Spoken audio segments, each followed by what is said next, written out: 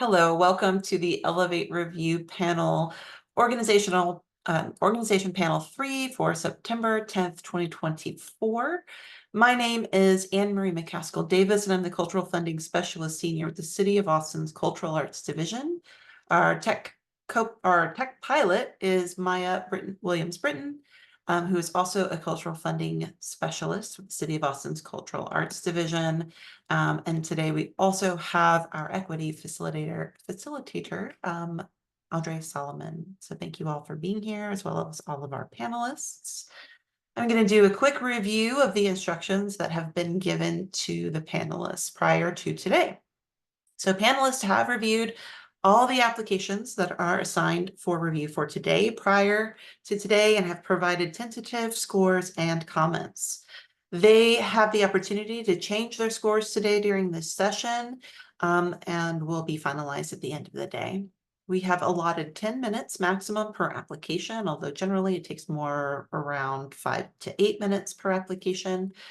When we hit the 10-minute mark, we'll move on to the next application. If we run into any technical difficulties, we'll stop the recording and we'll stop the timer until those are resolved, and then we'll start again.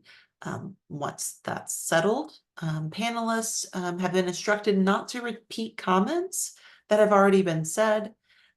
They are not scoring on consensus, so panelists may have divergent opinions on the applications, and that's totally okay by us. We've asked the panelists not to announce a numeric score. They are to provide overall application comments, and those comments should align with the review criteria established in the scoring rubric, which has been made available to the public since the program launched earlier this summer. Panelists should not be basing their scores on information that is not listed in the scoring rubric. Things like financial need, for example, or geographic service area are not within the rubric and so should not be a consideration. We've also instructed the panelists to look beyond grantsmanship as much as possible. They are also allowed to use firsthand experience, and they are also allowed to visit applicant websites to get additional information, but it was not a requirement, so not necessarily every panelist reviewed the applicant's website. If a panelist has a conflict of interest today, we ask that they would turn off their cameras and mute their microphones while the rest of the panel is reviewing the application. We will invite that panelist back to the dais once all the panelists have concluded their comments and have finished finalizing their scores. Once that's happened, we'll invite them back and they'll be able to turn their cameras back on. We have assigned primary and secondary reviewers for each application. This does not mean that only those two people have reviewed applications. Everyone has reviewed every application today. The primary is essentially the person who's going to introduce the application, provide the mission of the organization, and maybe discuss what it is that they requested, plus their review comments. The secondary is to provide additional comments to ensure that there are two panelists who are speaking on the application. If all the other panelists have the same feelings about the application that were mentioned by the other two panelists, it's not a requirement for them to speak during the panel. However, if they do have divergent opinions or would like to add additional comments, they may do so within the 10-minute time limit. Okay, so that wraps up this intro. We're going to move into the actual panel review.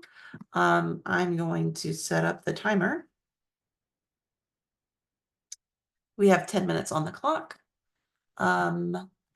We will start with Austin Theater Alliance. Vanessa is the primary, Willie is the secondary. Vanessa, whenever you begin speaking, I will start the timer. Okay, so the Austin Arts Alliance for the Majestic Ball Week is what they are specifically asking for. And that takes place at the State Theater, and it's a 1-week event during Pride that holds space for the culture of voguing and film for queer, trans people of color. I think that because the application meets its constituencies. The cultural activities proposed all fall in alignment. And then also the cultural leadership does reflect all of their key constituencies. And they have a wide intersection of BIPOC and LGBTQIA. And I do think that the event also would appeal to general public and the tourism factor that we have in the rubric.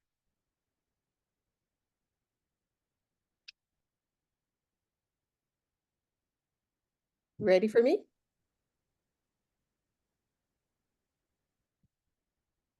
So the applicant, based on my review, has outlined and indicated and demonstrated and met, as she stated, the constituencies, has well documented, even with the work samples that we were allowed to review, and definitely is inclusive. And I'm just looking at some of the other areas of concern would be accessibility. They met the criteria based on the response and the narratives. So without echoing any further, this applicant has been reviewed well and well received out. And I know that we're not supposed to do too many or any qualitative, but they understood the assignment as far as preparing and presenting their budget. And again, I'll say they documented their information. That's my review. Are there any other inputs? Yeah, thank you, Vanessa and Willie.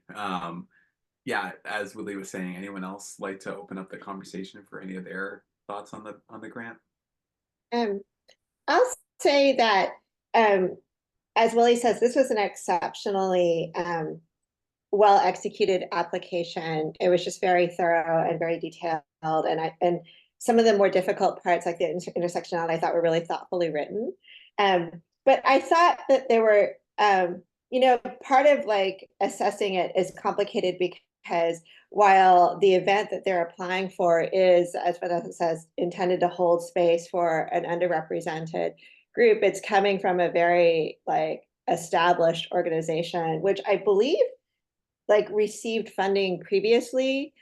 And then the event itself, is quite expensive. And I wonder to what extent the ticket sales, should also be, I would like to have gotten some data on how much of the budget is covered by the ticket sales rather than, expecting, relying upon grant funding to support this. And in fact, I think one of the letters actually made a comment that a significant portion of the attendees are not themselves BIPOC. And so my concern is that there's a kind of representation that's happening, but the funding may not necessarily be helping make the event more affordable. So I did want some information about sort of the role of ticket funding, like would the event this year be different from, or build upon what they had previously received funding for.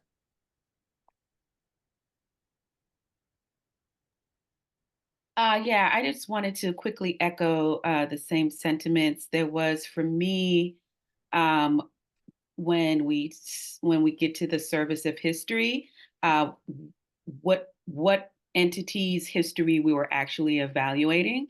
So whether it was the Austin Theater Alliance, whether it was the Majestic Ball, or whether it was the Paramount. It does state here that it's the Austin Theater Alliance and it hosts X, Y, and Z cultural events, but it doesn't seem as though it doesn't state that from its founding that was its focus, and or that marginalized communities are squarely rooted in the founding also. It does talk about this project, et cetera, but it gets into different collaborations that it's unclear for me whether or not that is the theater, it is Paramount, or it is the Majestic Ball.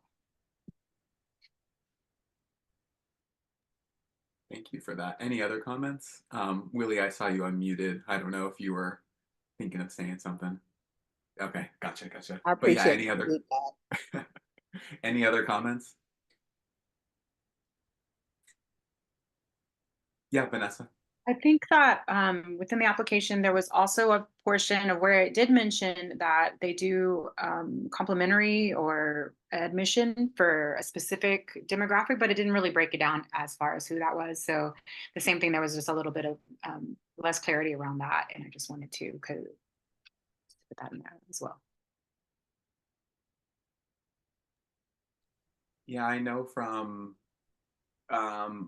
not in comparison, but just this maybe theme of data being wanted more of. I'm hearing the participant data, I'm hearing the leadership data. Even when we're discussing BIPOC or POC, what is the makeup of that? Like how many percentages of each group? These things that kind of tell more of a deeper story. And then I think I'm also hearing this dialogue too about the conversation of, is it okay to have organizations outside of a constituency host programming if they cede power? Or is it better to have organizations that reflect the constituency do the work altogether? So I think sometimes those conversations and thoughts come up to surface too, of who's doing the work, who's hosting, how's it being done, and then aligned with all of the data that might be needed. I'm hearing that as we're talking about this grant in particular. But I'll open it one more time because we're probably getting close to 10. But any other thoughts on this particular grant? I'll just say around the budget, like, again, this was a very detailed application where a lot of information was provided. So, I commend them for that. But there, one line that I always look at is the relationship of artist payments to administration. And in theirs, they were within range of each other, but it was also a little bit misleading because if you go through the budget, a lot of employment and appearance fees were subordinated into production and some of the other line items. And so again, this was a very detailed and in some ways very, very accessible and transparent application, but it also was rendered a little bit differently than some others.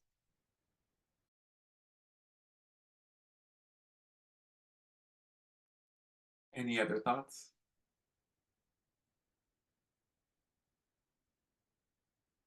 All right, Anne-Marie. All right, please finalize your scores.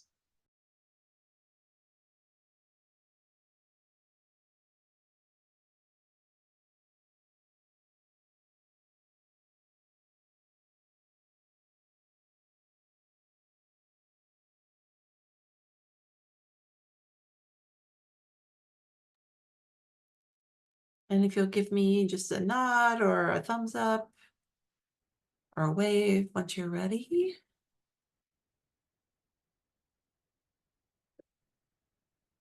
Vanessa, are your scores all final?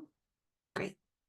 All right, moving on to our next application, Austin Film Society. Karen is the primary, Kidada is the secondary.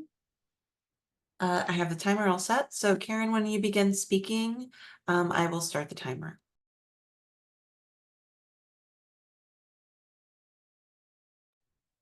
So the Austin Film Society has existed since 1985 and from early on in its history, it had a focus on emerging, underrepresented, and often pre-distribution films, which in that case often means foreign films.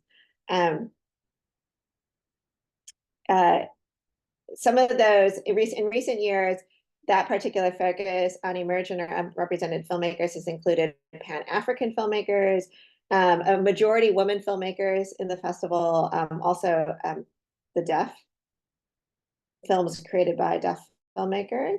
It has a very prominent executive board, but the real diversity I notice is actually in the filmmaker advisory board. So not the executive board, but at sort of the artistic advisory board. The leadership seems to be very well distributed in both power and representation. They are requesting funding just to underwrite a variety of different cultural programs provided in the festival. I thought that their discussion of intersectionality was very thoughtful in terms of their existing programming. They approach accessibility as needed for specific events in terms of the exhibition venue, the potential audience. In terms of language accessibility, they answered as if foreign film programming is language accessibility, like a diversity of languages is reaching different audiences, which seemed to me like a slightly unusual, is a specific interpretation, is a forced interpretation. It's one way of answering it, but and it did not address whether the materials or marketing occurs in other languages. So the language accessibility, I thought, was sort of an oblique way of answering it, that question. There was a thorough description of existing marketing practices, but they actually didn't specify their marketing expenses. It didn't exist as a budget line item. Artist payment was a little bit more than administrative payments.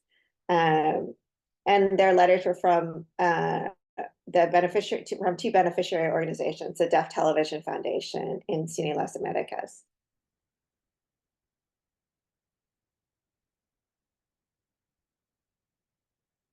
That's it for me. Kidada? Yeah, I completely reiterate what Karen says with an emphasis on, I was curious about marketing, being that these are all very public programs. I was curious about funding, their budget line for marketing being absent. Thank you both. Any other comments on this particular grant?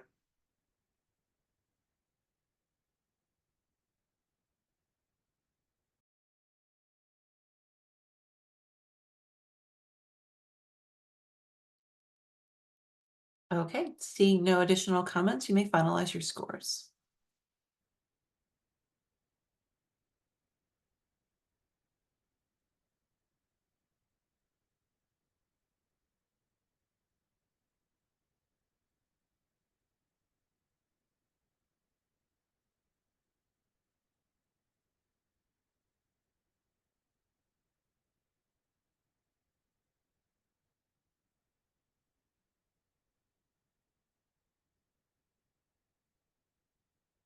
Okay, the next application up for review is Thinkery. Is everyone all set with their comments for the last application?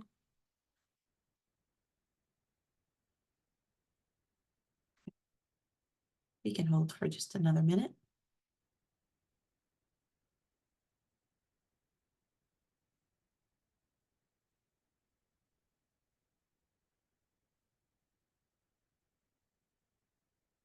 And just give me a nod or a wave if you're all set. Good. All right, next is Thinkery. Kidada is the primary, Karen is the secondary. I have the timer ready to roll. So whenever you begin speaking, Kidada, I will start the timer.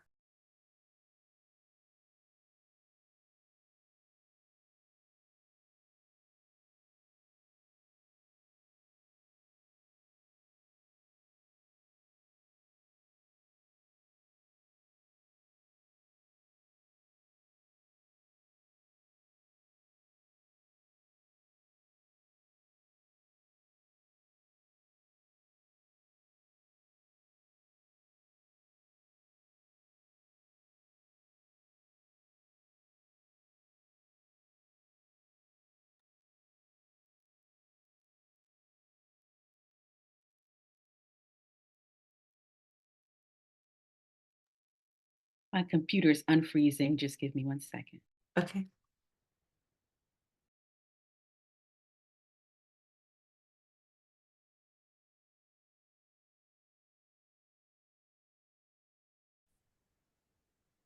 Go ahead. Yeah, so we're doing Thinkery. We'll have Karen give her comments first. And then if Kidada is able to, she'll provide us with her secondary comments. Kidada, sorry, I just thought this might help move things along. So key constituents of the Thinkery, which is the Children's Museum, it historically has been children ages 0 to 11 and their caregivers, but just this year in 2024, they narrowed their focus to children, families, caregivers, and educators who identify as Black, African American, and/or Latinx.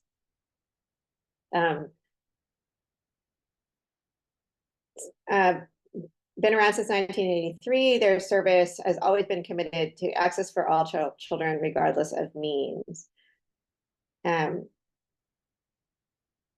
43% of their leadership and board of directors identify as BIPOC.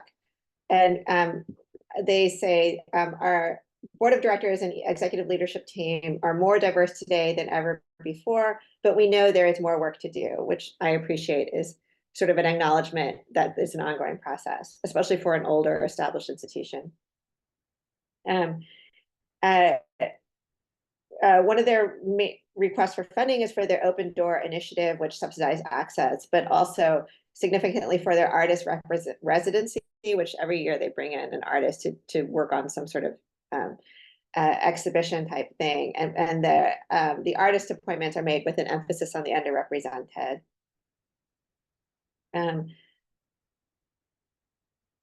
One of the things that they discussed in their comment on intersectionality was that they have recently made a full-time staff appointment as a director of equitable evaluation. They understand that our community intersects at many points of identity, experience, and need. We do not attempt to apply a one-size-fits-all approach to our programming and moments of celebration. They were unusually detailed in their response to accessibility in terms of ADA access, sensory backpacks, comfort room, neurodiverse training for staff members, efforts to safety concerns for the immunocompromised, and other adaptations for the other adaptations to be more sensory friendly. All frontline staff have received, in terms of language accessibility, all frontline staff have received training in basic ASL. Bilingual English-Spanish staff are I really appreciated this. Bilingual English-Spanish staff are compensated through our bilingual compensation policy, which provides a higher rate of pay. So often people who are between two cultures are just expected to always perform that work and recognized. And so I thought this was a nice policy, and I would encourage them to do the same for other language, not additional language speakers, like presumably in Houston, the Vietnamese community, or in Austin, the Vietnamese community as well. I'm not sure that they answered the marketing question or the process of marketing. In terms of their budget, as I said, like their request is generally to underwrite all of their operations, but as the artist residency cost has $15,000 in production costs alone. And so in general, with the budget, I wanted to know what portion of the Elevate grant would be, how the Elevate grant would be distributed across their entire operating budget for the year.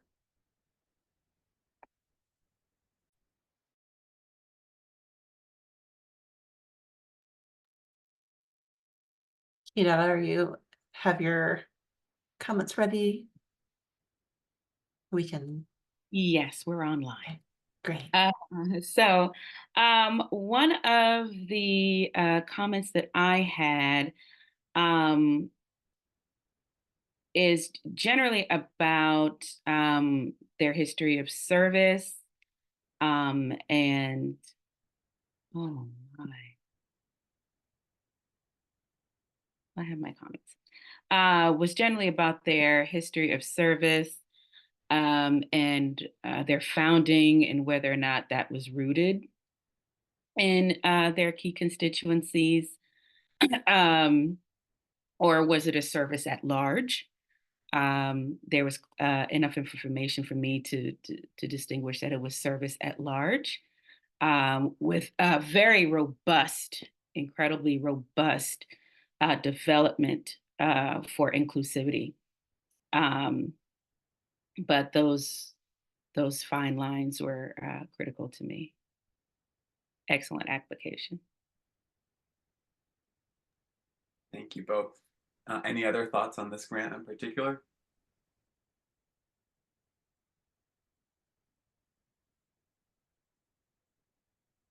They are a previous awardee. So I always noted that when somebody was a previous awardee, I always wanted to hear how this might build upon or be different from a previous award.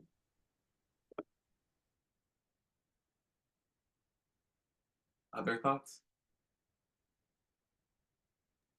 Again, the emphasis on evolving to reach more audiences, and particularly those who are considered emerging or marginalized as stated in the grant criteria. Yes, I noted that their work with Measure, right, was what they took to expand what we're talking about. I thought that was really impressive, and also for forward thinking for nonprofits and work doing in the community to determine, right, like where they need to be helping with their constituencies.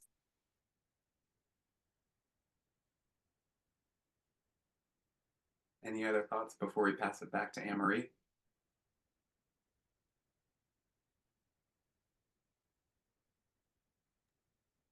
Okay, you may finalize your scores.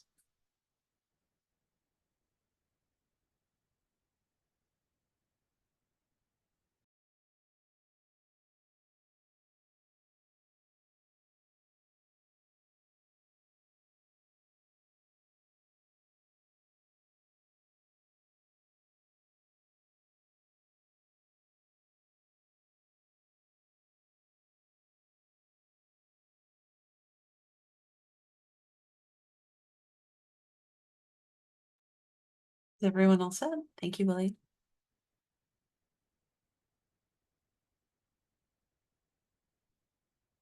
And Karen and Vanessa, you're all set with scores for the Thinkery? Okay, great, thank you. All right, let's move on to the next application. Austin Symphony Orchestra, Tuneful Tales, Cuentos Melódicos, excuse me. Willie is our primary, Kidada is our secondary. Let me reset the timer.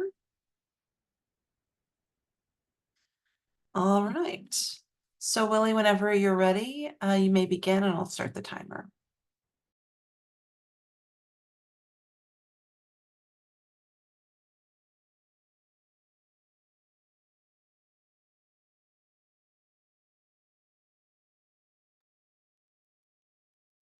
A lot of navigation here.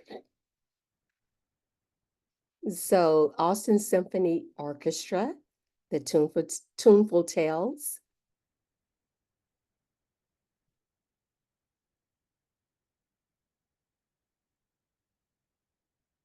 Okay. Their mission is to enhance the cultural quality of life for the adults and young people of Austin and Central Texas by providing excellence in music performance and educational programming. And they state that their constituencies are Hispanic, Latino families, and others who may be deeply impacted, including Austin's Black/African American and Asian communities. And they do state that while it's not specifically mentioned in the mission statement, they do prioritize historically marginalized community and program development and implementation. And they do provide tickets as one way of accessibility to be inclusive for those who may not have the affordability access. So providing those access opportunities. And let me scroll up more. It dates way back to 1911. So certainly indicating any evolving to be more inclusive. It shares how they provided various programming, including in 2019, their reach to include, as they state, more diverse communities. They indicate that Porgy and Bess, which featured a talented Black soloist, they go on to state how the historic East Austin neighborhood, Sixth Square, has been impacted, and they indicated an artist who's a trumpeter, Ephraim Owens. So they show the growth process in this application. And they indicate also that the music director and conductor has cisgender and he's a heterosexual man.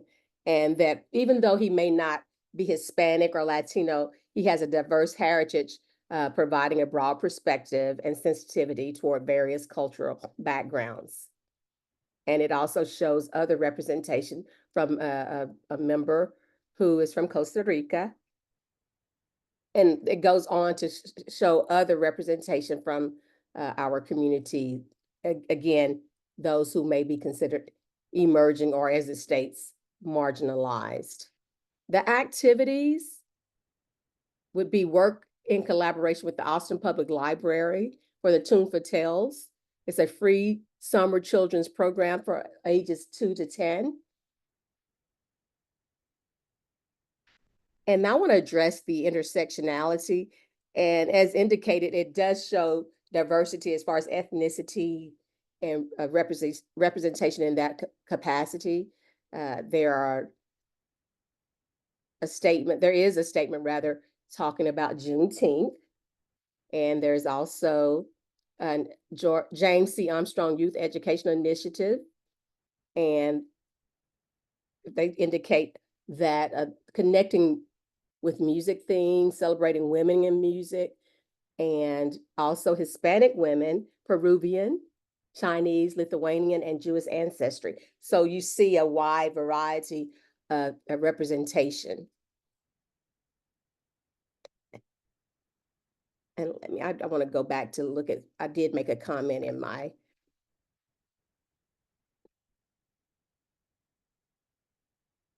and thank y'all for your patience. It's just, I want to make sure I give a very clear.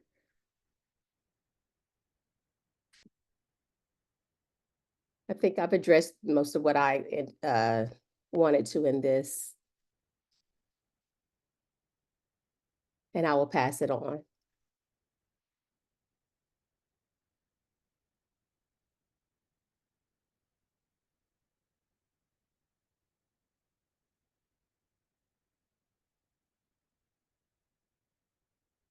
I'm ready to go to the secretary, please. Thank you. Oh, Kidada, you're muted.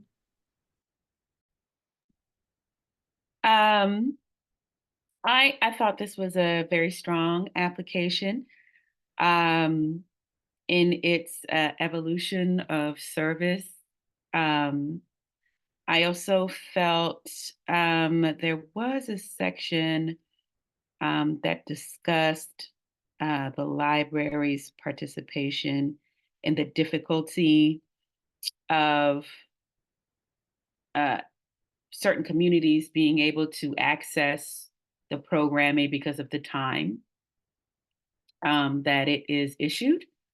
And so that I'd love to see how that is being reconsidered as far as the application goes. I think they were working with librarians to figure out what the best means was through conversations with with the community.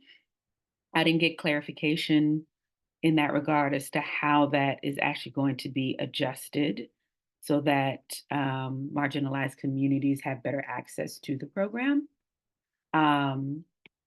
So I think that was just one section, although the diversity across the board was really excellent in its representation. The quality of the programming is really, really wonderful. And I believe those were my comments here. Thank you. Thank you both. Any others have any comments? Yes, I actually like their acknowledgement of while, because it is such an established organization that I like that they recognize that from the beginning it really most likely served affluent, predominantly white communities. But then it's like Kidada has already said, like the evolution of where the programming is now to include more of these underserved communities. The programming is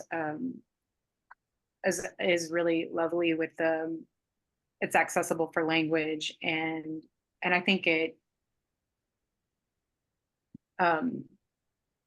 it's carefully curated is what I'm trying to say, is that they definitely included a lot of the numbers. It definitely was a strong application and to let us know the actual numbers of who's being impacted within the community. And I really like to see a lot more of that in some of the applications. Their thoughts?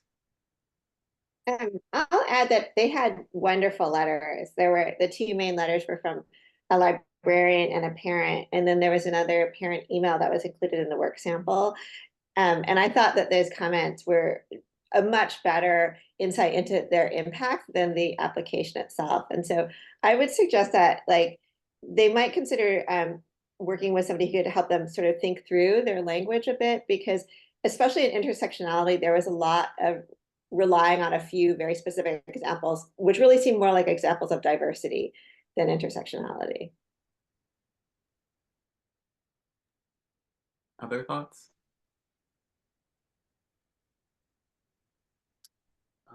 I would just chime in, Karen, especially with that last comment, just intersectionality in general. And Amber, you probably heard me say this before, but I do think intersectionality is something that we are still conceptualizing as individuals.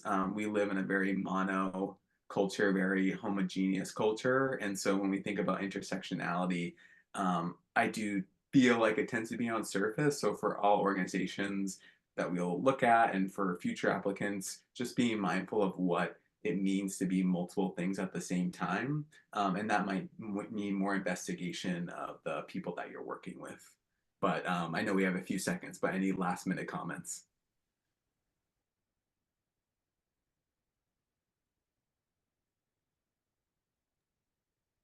Okay, seeing that there are no, well, Arkita, were you gonna mention something? One more comment? No, okay, let's go ahead and finalize your scores.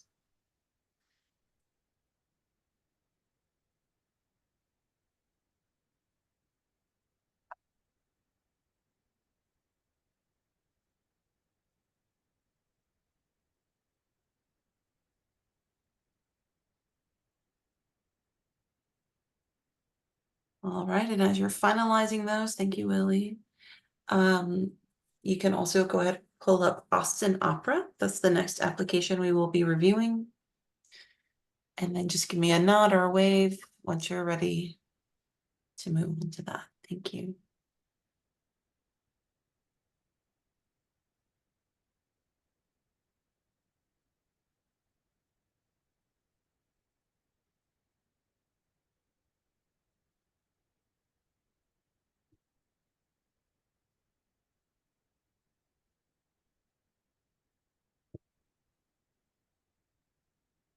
Kidada, are you still finalizing scores? I'm all set. Okay, great. Let's move on to Austin Opera. Vanessa is the primary, Willie is the secondary. Vanessa, when you begin speaking, I will start the timer.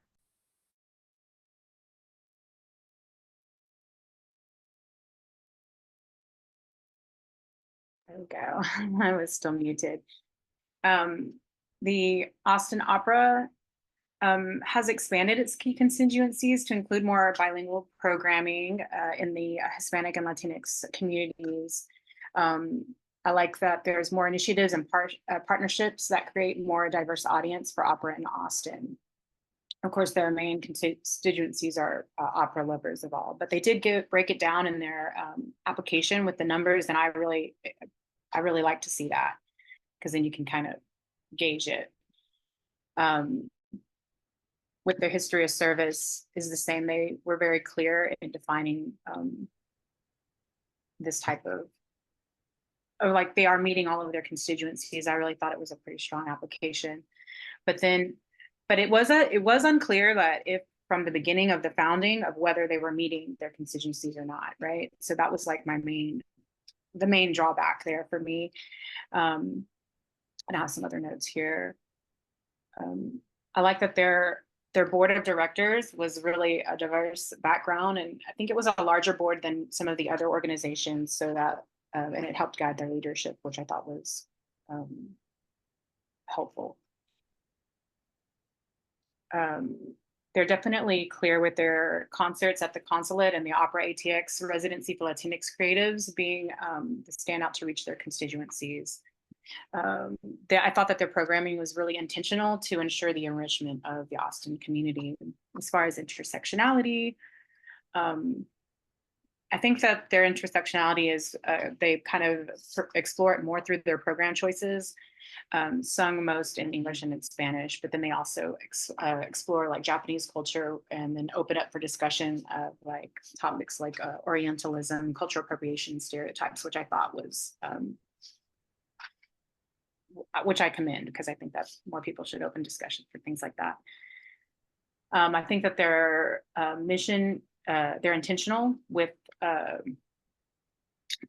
accessible opera.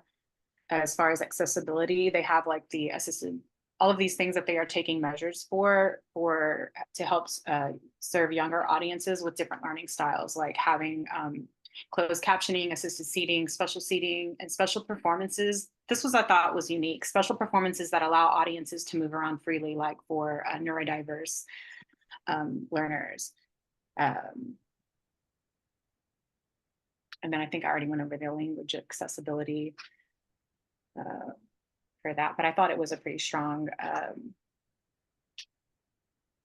application as far as their marketing plan, as far as their budget, and if they were meeting their constituencies and enriching our community.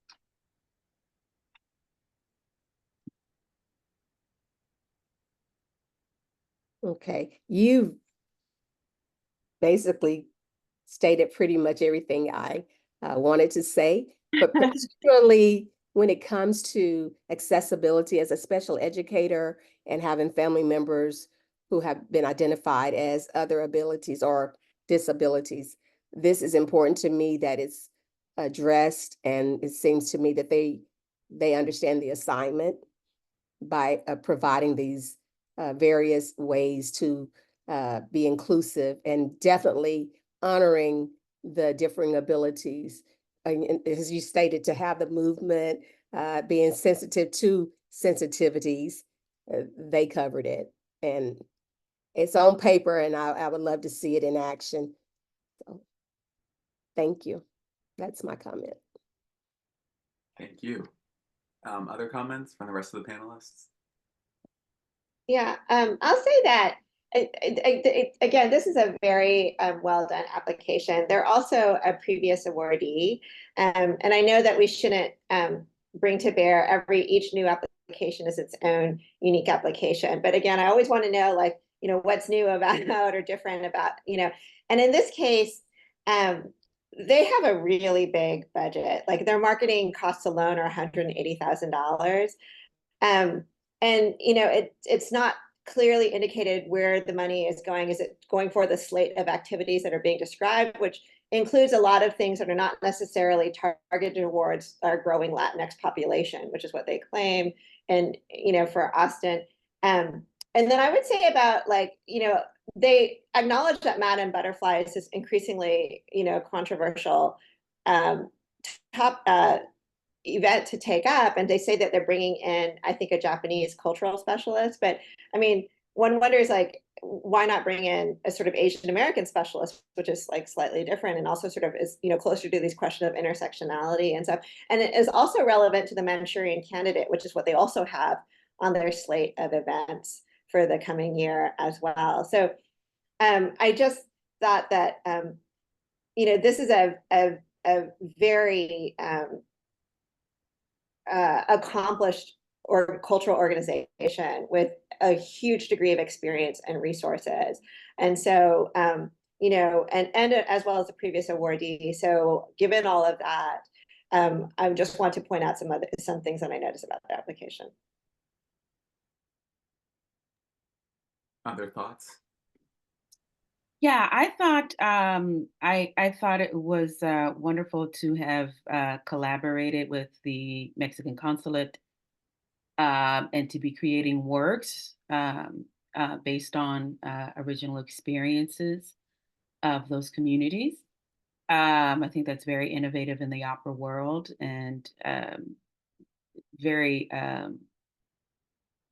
foretelling of the future of works, which is innovative to me. As far as the budget lines, the other thing I want to mention is yes, I agree with the budget as far as the allocation of the funds for the Elevate grant itself.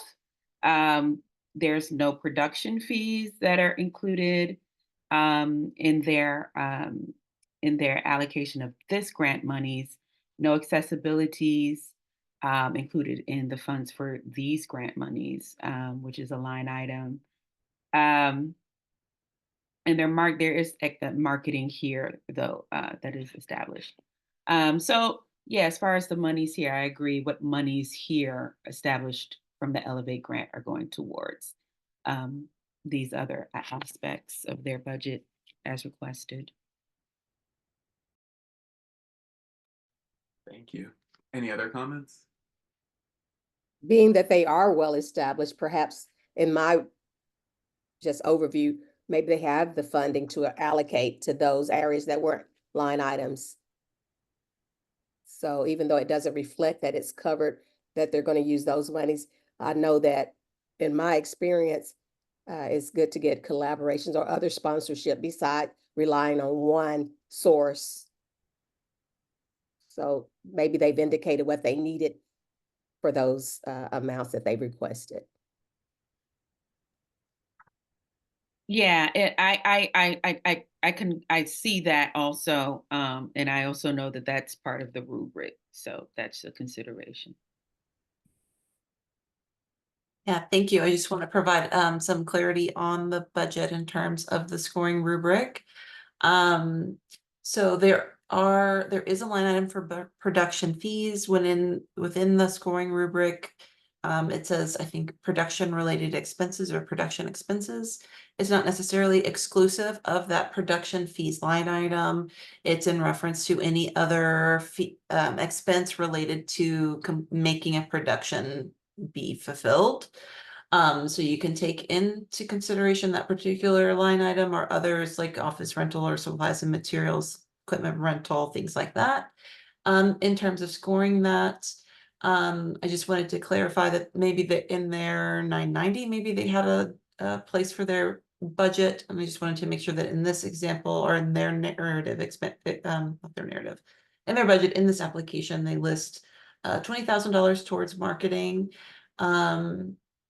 Just to make sure that that number was mentioned correctly. And overall within the budget scoring rubric, there were certain components that needed to be fulfilled to get full points. And those things include payments to people, so rather either artists or administrators or both. Payments for accessibility services.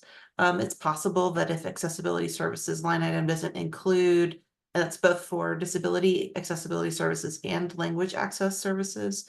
If it's not necessarily in that line item, if they mention it in the budget, you could consider that in other places.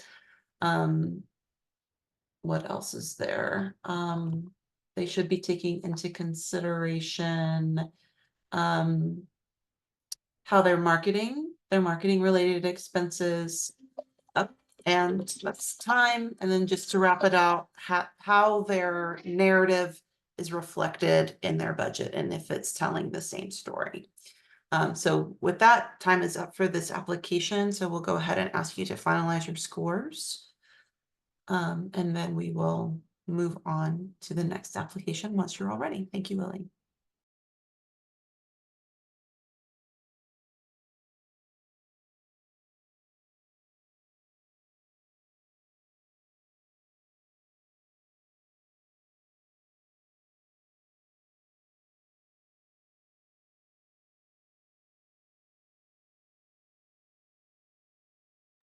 All right, and Vanessa has gone off the dais because the next application we're reviewing is KMFA 89.5, and Vanessa has a conflict, so she's turned off her camera and her mic. Karen is the primary, Kidada is the secondary. Let me just double check my timer. Okay, so I have the timer up and running. Or it's not running, but I have it up, ready to run. So Karen, whenever you're ready to begin, I'll start the timer.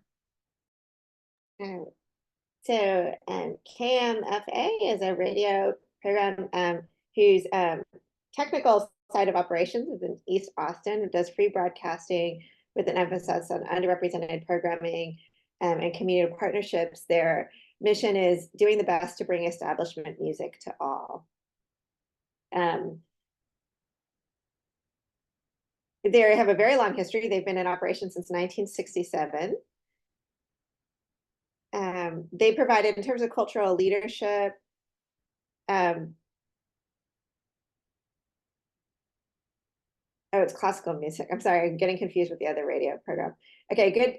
The cultural leadership provided good details on demographic, but I would have liked more emphasis on the traditionally represented in the classical music community. So given that it's a radio station focusing on classical music, which historically has been sort of not that diverse, right? What kinds of information could we get on the sort of leadership in terms of opening up that community? The cultural activities, they actually have a lot of a site and a space, an event that's named after Draylen Mason, an African-American musician who had been killed tragically in a I think it was some kind of domestic terrorist attack or something. And this information is provided elsewhere in the application, whereas I felt it should have been addressed here in the cultural activities section. So I sort of arbitrarily was speaking in response to that. That's one of the reasons that they're seeking funding for it. In terms of intersectionality and inclusion, I was looking for more evidence of audience community response to their goals and self-description, whereas like they're clear about their existing mission at this current time and the time of institutional change. Like I'm still looking for evidence of a sort of reception and recognition of that change. In accessibility, it was great to hear about their loop technology, but I wanted to know about their physical space. And accommodations for autism sensory overstimulation. In some ways, it's not, physical space is not really an issue for radio broadcast, right? But it is in terms of partnerships when they do site-specific events. In terms of language accessibility, this was a understandably underdeveloped discussion given the medium of radio broadcast. It is classical music, so you could say that it doesn't, the music itself doesn't need translation, but one wonders about what other efforts they're making to reach out. But again, I think the problem with holding radio to a language diversity problem is just I'm not sure what to do with that. So in terms of marketing, I thought they had a thorough list of all of their marketing efforts within language. In terms of their budget, it was nice to see that the majority of their budget expenses were going towards artists, and they had what struck me as reasonable marketing costs: 10.5 to marketing, 10,500 in marketing, 12.25 production, 6,000 for supplies and marketing. So again, a sort of I think in the nature of radio is always to be able to try to do a lot with little, and you see this executed very well in their budget. And they had 2 excellent letters from beneficiaries of their programming.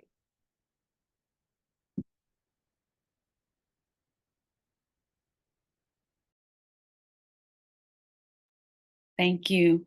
I think also I want to go back into language accessibility. They did mention that they did have Spanish language programming, which to me also suggests, it also goes into, classical music can also be classically voiced programming. However, even within that, there was no they explicitly say that they don't have any means of actually providing access in that regard, but that was something that they wanted to consider. And so therefore, but their proposed activity itself was not committed to any kind of language access. So I think there can be some considerations. I'd like to see some considerations being that there is language opportunities for people in that programming that, you know, we can have some translation involved. I think I'd like to see if that is possible rather. Yeah, that was my comment with that. But their marketing, again, very well done. And I did, yeah, so I guess there's also pardon me, their budget, accessibility services. There was no line item for that. And that is it. Thank you. Thank you. Open to the rest of the panelists. Willie, I know maybe put you since you haven't spoke yet, but again, open to everyone.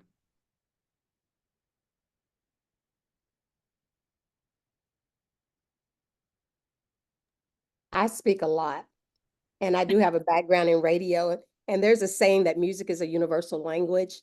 And when you look at a soundtrack or a performance, it may not always itself be translated into another language that takes on a whole nother realm. But I believe the marketing and the invitations for participation to attend, to experience the classical, it's still, you know, those are the parts of the language accessibility that I would look for more so than changing the art itself, the actual work. So in a, you know, whether it's in Visit Austin, and I will say just from personal experience too, being able to allocate those funds to have that marketing piece is important. So that's my take. Thank you. Any others? Just to kind of piggyback a little bit back on what Willie was saying, I do think music is another language. So I think it's accessibility to set language is also a means of understanding of accessing language. Yet again, though, it's not, there's no trained commitment to people's access. I'd like to put into the dialogue a question that's kind of coming up for me, what I heard, what I read, and just thinking about how well nonprofits know the communities that they wish to serve, especially when they're not from those communities. At least in looking at the breakdown, the directors aren't connected to those constituents and the kind of typical dynamic that the lower levels of staff are. So just a consideration between higher levels of office and how what's their connection and maybe the work that they might offload. And then just I know for myself as a classical musician, I might hold this grant application in a little bit more of a critical eye, but just thinking about the demographics and the breakdowns, and really thinking about radio and classical music, like some of the programs that were listed, it really depends on who's hosting them and who's tuning in. And sometimes I think there's a little bit of disconnect between who they're trying to serve and who's coming in and who are the people doing that serving. So just want to put that into the dialogue. Yeah, just to follow up on what you're saying, Andre, like they have two great letters, but from beneficiary artists rather from audience members. So it would be great in the future if one of those letters, or there were, you know, somewhere in work sample or something that shows sort of audience community response. Other thoughts?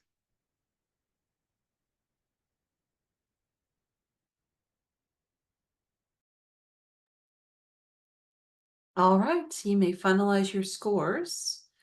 While you're doing that, we will go ahead. This brings us into our first break of the morning. So let's go with being back at 11:42. So you have 15 minutes. Please turn your camera and mics off, and we'll see you back here at 11:42.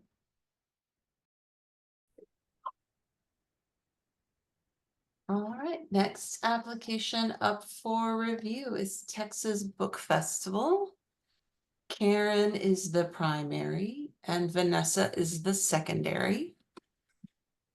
Let's see the timer set up. We're all set. So Karen, whenever you're ready, you may begin. Just getting it together here. Okay. Texas Book Festival.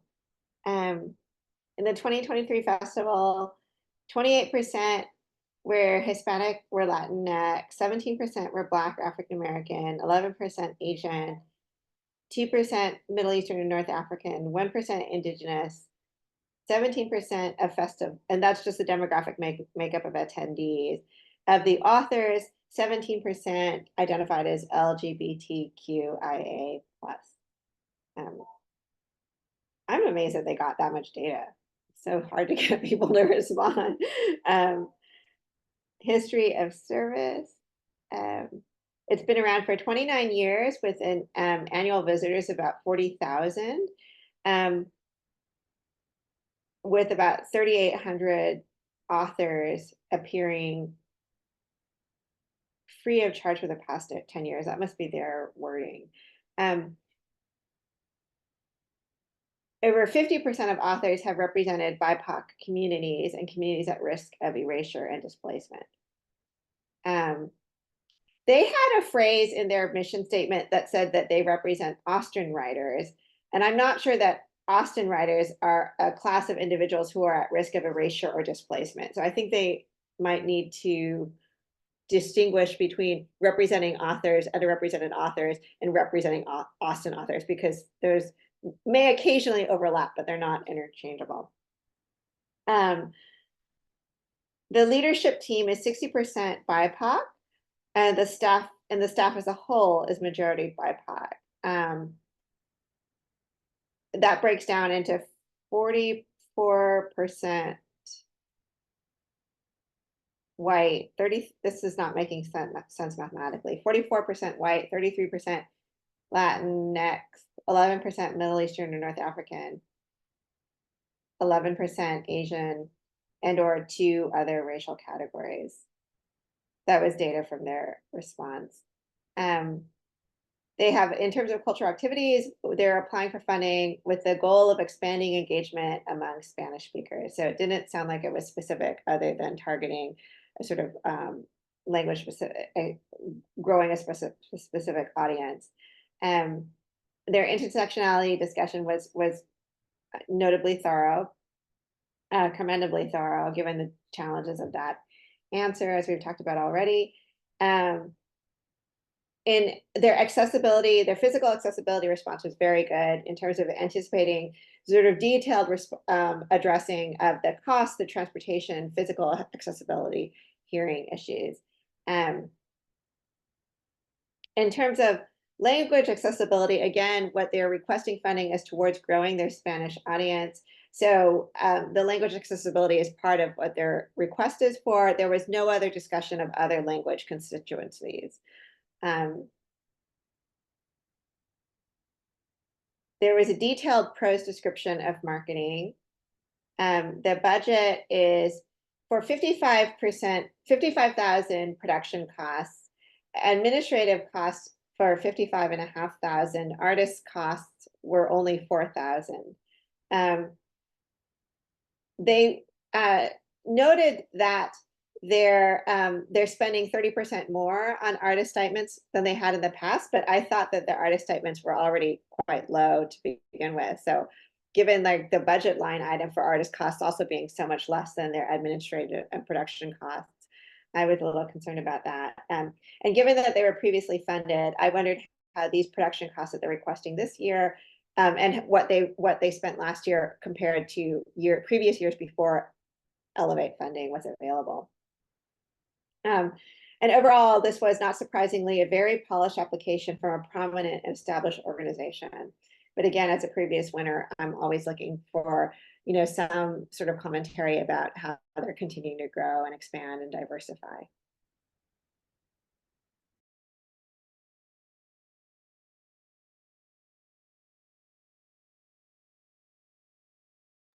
Vanessa, go ahead and take it away.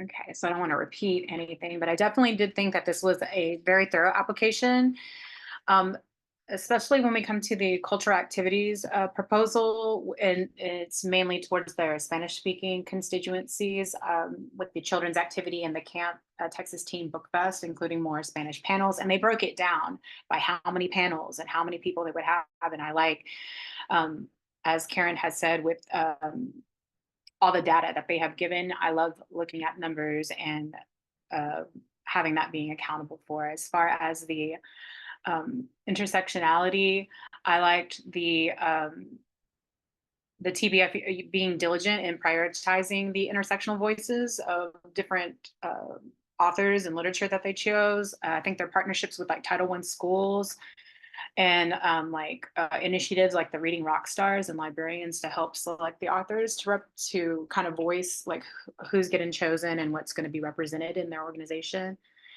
I did like the accessibility for like people who cannot attend in person with the like the streaming of some of the readings. And then the removing of the financial barriers to making the event free with free parking and even providing the bus transportation for people who might need it. Let's see what else that I think I made notes on here. Oh, they definitely had I thought they had a clear defined plan for marketing and utilizing their partners for Spanish speaking constituencies. Of course, that was the main thing, even though they are pretty diverse there. And then I think I had some other notes at the top here.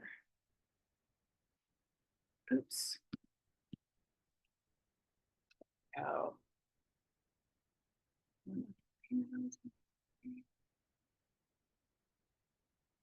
Oh, I liked the ADA and ASL accessibility, the offering of the digital archive sessions for those that can't attend in person, which I thought was something that hadn't been mentioned before. And then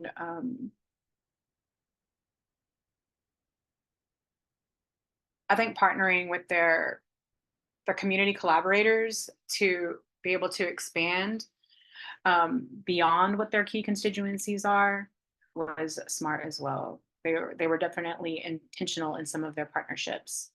And then I liked the, as Karen had already mentioned, how their board of directors is diverse, but also the fact that they work with 5 distinct selection committees to help amplify the voices that are at risk of erasure or displacement. That was the one thing that I wanted to add. And that's it. Thank you both. Other comments on the application?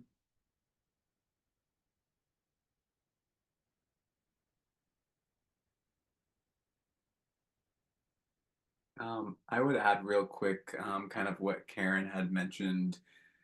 This makes me kind of think about education as a subject for cultural erasure, especially as we're having a war on books right now.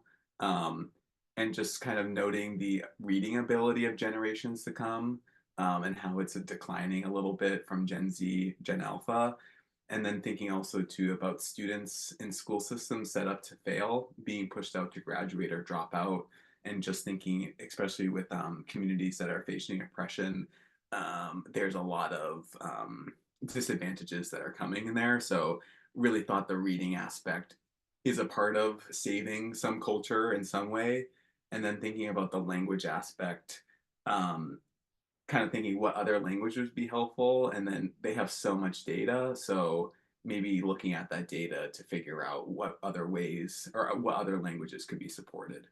But I know we're at less than 2 minutes, but again, any other comments from anyone?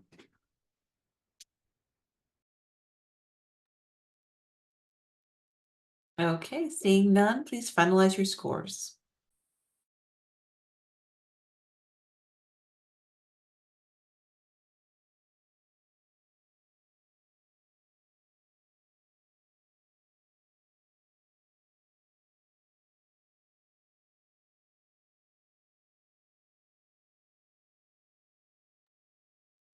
All right, next up is conspirare. Kirara is the primary and Karen is the secondary. Let me reset the timer. All right, Kirara, whenever you're ready, I'll start the timer when you begin speaking.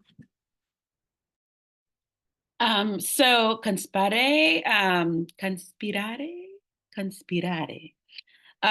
is inspired by the power of music to change lives. Conspirare engages audiences in extraordinary musical experiences through world-class choral performances and recordings. Our vision starts with choral music to create community, honor differences, embrace humanity, and engender compassion and respect. Their key constituencies, musical artists, composers, participant singers, local middle and high school students, and the choir directors and listeners. They include people representing diverse races, genders, ethnicities, and culture. Since 1991, Conspirare has inspired to unite, heal, and connect people through music, and professional choirs still tend to be predominantly Caucasian. However, they also have a long history as a haven and safe space for LGBTQIA+ artists, and LGBTQIA+ community is strongly represented in Conspire, including by its founding artistic director, Greg Hella Johnson. I wanted to note that where it is inclusive, it is also a broad request, a broad service to all people, which is important, which is valuable.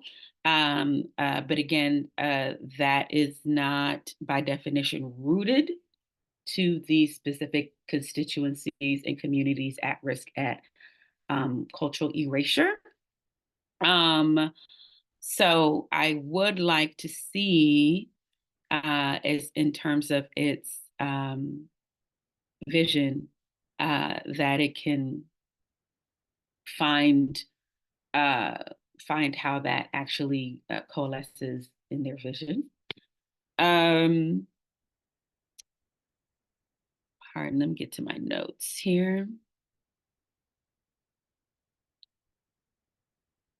I thought it was a pretty strong application. I think the main thing for me was about the works being developed by these key constituencies. I think there is some, sorry, let me get to my notes here. I think there's inclusivity as far as who they partner with, which I thought was very impressive. But I didn't, sorry.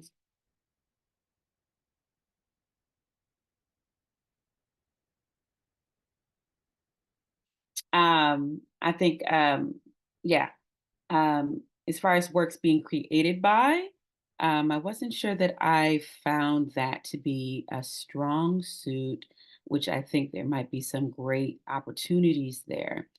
It does have a fantastic program as far as its ability to serve Title I schools in and around the Austin area, and their collaboration with the libraries, etc.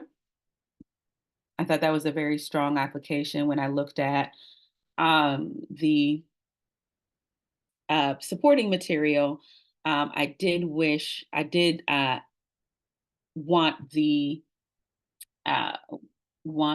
uh, video. There was a video of one of the board members, and I felt like they spoke to in advocating for the program, but not necessarily specifically to the points in the application, which I think would help it be a lot stronger. So I felt like that was something I really wanted to see as far as support goes for that. And I think those are my notes. Yeah, otherwise, I thought it was a fairly strong application. Administrative creative leadership do have a deep rooted understanding, but I felt like the percentages that were offered. I'm trying to read it off my phone because my laptop is doing what it wants to do. Uh, so, um,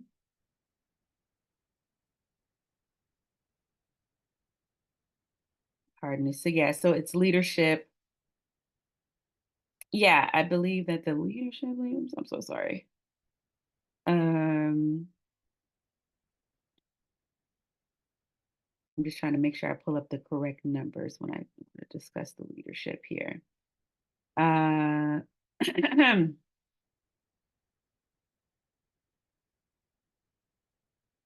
Okay, thank you so much for your patience. Yeah, I just felt like I didn't see enough of a breakdown. There wasn't enough specifics as far as the data is concerned. There weren't an actual breakdown of what the makeup was. And even so, it does say that there was an increase of 8%, um, which is wonderful. But yeah, I think an actual breakdown of what those constituencies are and how they're represented in leadership would be great. Thank you for your patience.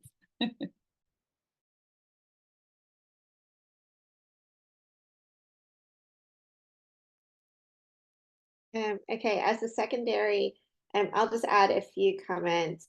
I think Kidada was saying about sort of lack of clarity about events. And I sort of wondered if they might have been better served focusing the application for the Considering Matthew Shepard program that they have planned, because that would have been a much more sort of clear argument about sort of it's the ways in which they were targeting, presenting underrepresented content and targeting underrepresented audience, I guess, in a sense. But just sort of overall comments on the application that we have. One of the inclusive things that they have is the big thing, this big, public Christmas Carol event, which seems quite rewarding and popular.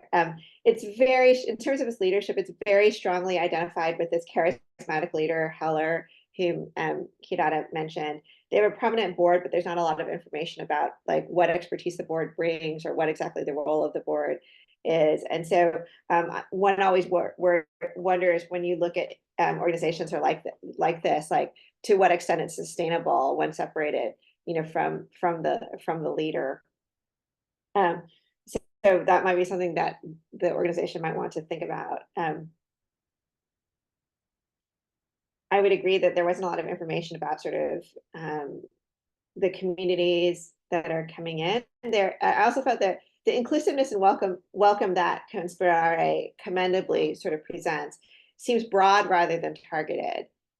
I really liked in accessibility the idea of the Conspirare concierge. I think everybody should do this. And so I know that in our application, it says, that if you have to request it, it's not necessarily accessible. But I do like the idea that there's a point person or a point organization that's available to answer questions about accessibility. So I think that's really great that they're doing that. And then I noted that in the language accessibility, contrary to the claim, the actual sample program they provided in their work was all in English. So while it says that they're offering, marketing accessibility in other languages, the sample program they provided was only in English. Thank you for that. Other thoughts from the panelists?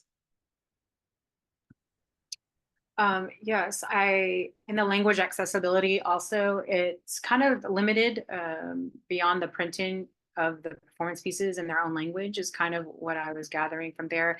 And definitely things that have already kind of been mentioned, so I won't go over too much, but was more like the letters of, it's more like it would have been more impactful to hear from like people who have been impacted by their work versus people who are within the organization sometimes, but they definitely were meeting their constituencies, but also including the Pflugerville Title I schools versus Austin Title I schools. I wasn't sure why that was. But they are intentional and deliberate in their partnerships, especially with the APL and programming choices that they have to reflect their constituencies. But yes, more data is always better. All right, with that, please finalize your scores.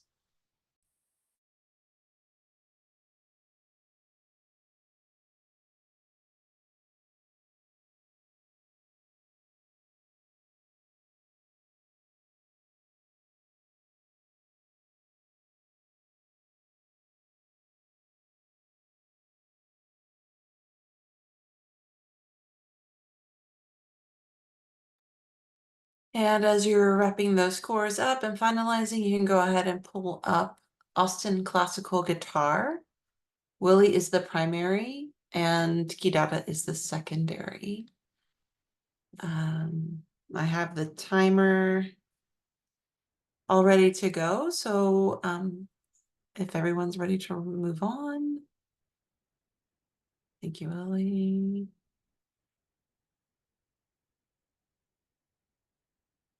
Willie, whenever you're ready to begin, I'll start the timer. So our next applicant is Austin Classical Guitar, and this applicant states that they have a huge presence within the Austin ISD. And in fact, they state that they are in all the middle and high schools, providing even services to our juvenile justice facilities. And just the numbers pop. It seems that this organization has, since 2011, focused on the Title I schools, which, to be clear, identifies scholars who come from families of lower income, and thus within that emerging or marginalized communities. Wide diversity, including art presenters, artists rather, from South Korea, Poland, France, Croatia, and Spain. And then it goes on to speak to affiliation with the Mexican American Culture Center, as well as PBS, which includes symphonies, and just a friend does. I'm not as familiar with it, but I definitely have heard of that. And so a broad array of exposure for our scholars in those middle and high schools. I again want to talk about the numbers. I see in their statement that over $1 million will be paid to artists. So this organization apparently has built up extensive budget. So that stood out to me, and that's not to diminish the request, because ongoing support obviously is why they're asking to be able to keep these programmings up.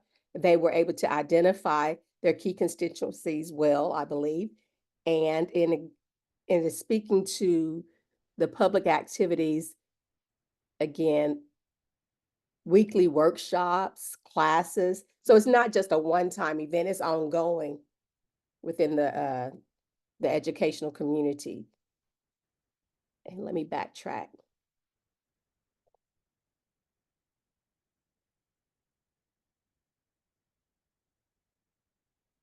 I want to redeem this time well. It speaks to, as far as, I just jumped to the marketing of the programming. It speaks to the followers that they have, whether it's Facebook, Instagram, YouTube, huge followings.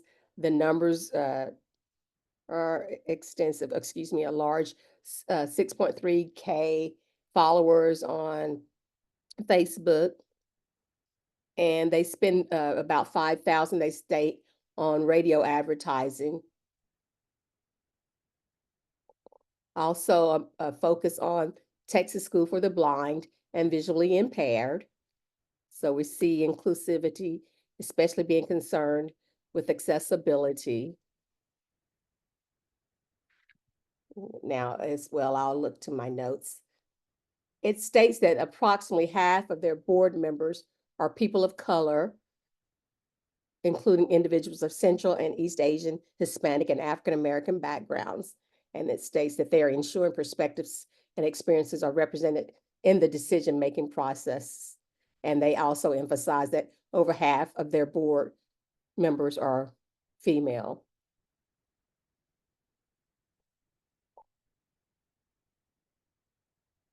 Trying to see if there's any other significant point I want to bring forward.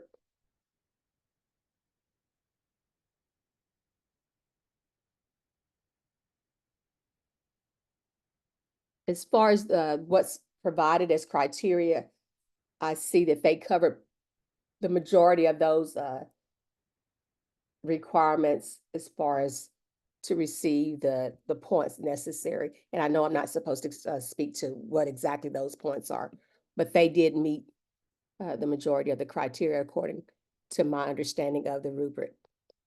And that's my take as well on this one.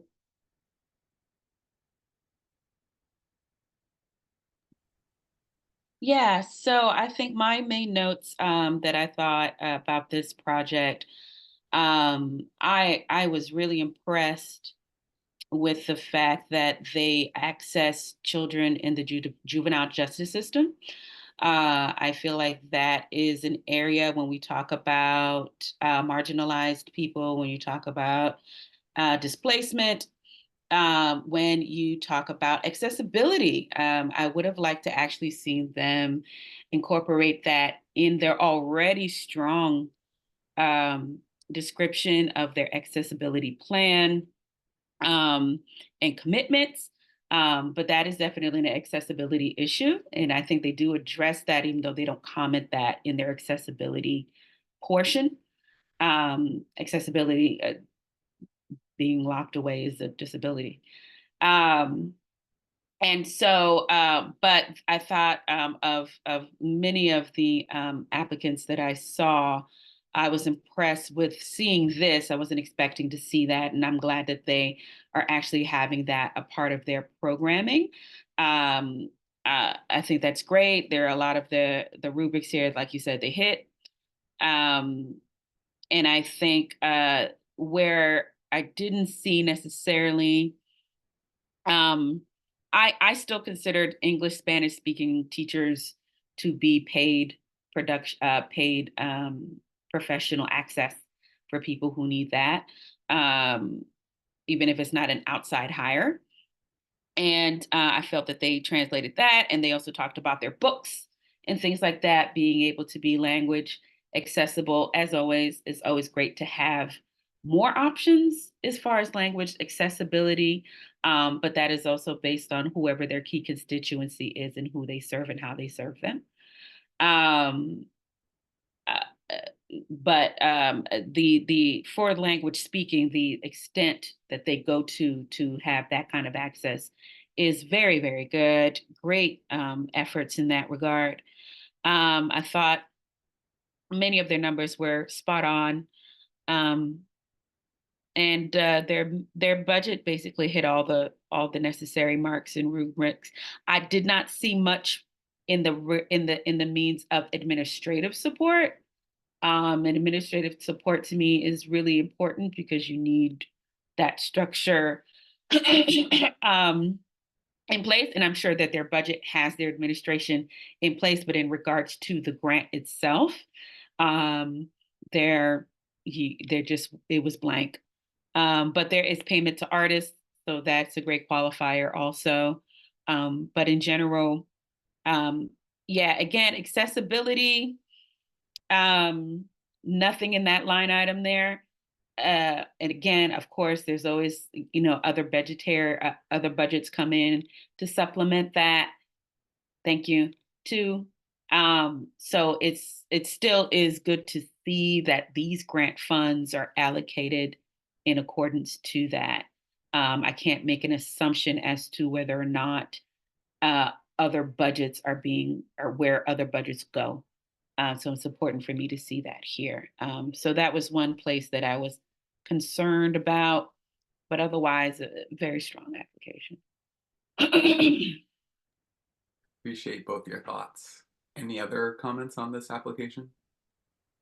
I'll just add, echoing what Willie and Kidada were saying about the precision of the numbers here in this application, which make this application so strong. Is one of the things that I really appreciate is that, so many of these arts organizations, you kind of get the sense like it's an arts organization that's founded by artists because they love doing what they do, which is what, we love about art. But it's kind of like they're doing what they're doing, and then they need to find an audience so that they keep doing what they're doing. Whereas in this case, like they maybe have founded this organization to do what they love doing, but their commitment to the community is so clearly demonstrated in the numbers. And again, this is another previous winner, but if you're serving this many students, you're already growing every year. You always, there's a reason for your request because there's always another set of students, and so in this case, with this kind of like clear vision and clear documentation of outreach and this clear commitment to serve beyond simply themselves, right, I just think is very tangible. Vanessa, did you want to say something real quick? I did think in the accessibility, when they talk about implementing for the Braille programming and instruction booklets, I thought that was really forward thinking and different than a lot of other things as far as that. Sorry, Willie. Real quick. I'm sorry, we're out of time. We're out of time. If you want to log in, feel free to type the comment. Put the comment in their application. Thank you for this great conversation. Please finalize your scores. And as you're doing that, go ahead and once you finalize those scores, you can go ahead and pull up Texas After Violence Project. That's what we'll be reviewing next. Vanessa is the primary, Willie is the secondary. I can give you all a minute to pull that up.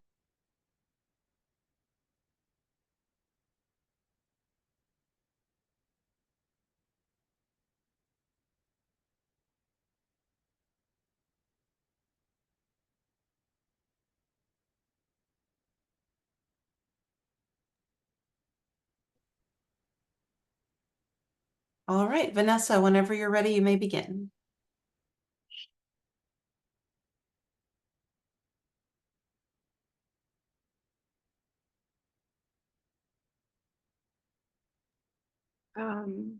So the Texas After Violence is a public memory archive that fosters deeper understanding of the impacts of state violence.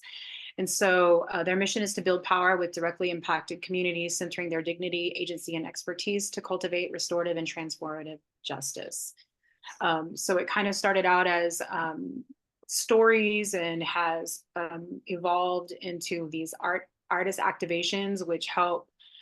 So it's like they have a facilitating artist that comes in to like the Travis County Correctional Complex, and then they collaborate on art, and then they have an exhibit for that. So that's kind of the overall thing.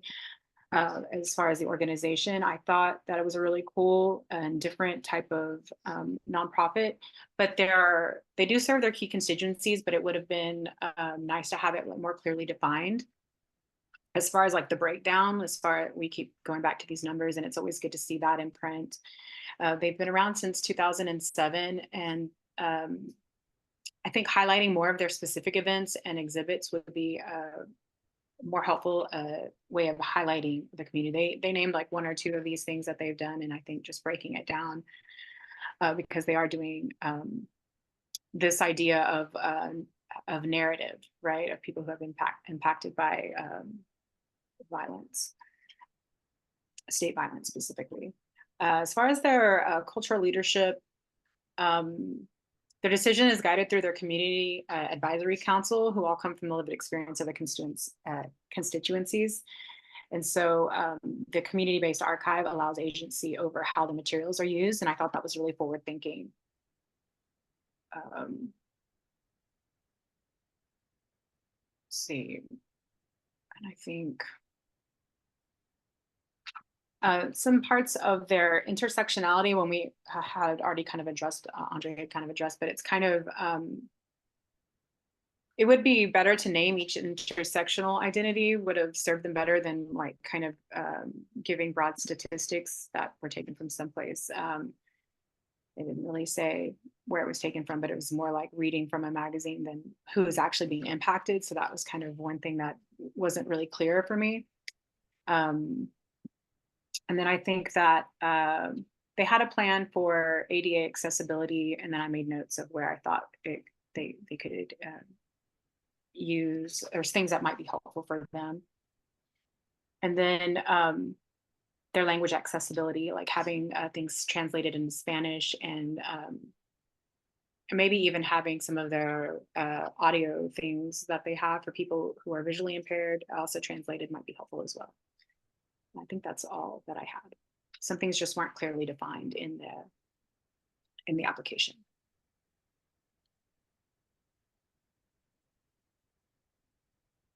For me to add on, the statistics do matter. I know that people are not statistics, but those numbers do have an impact, and the emphasis on the fact that though African Americans and those Latinx or Hispanic are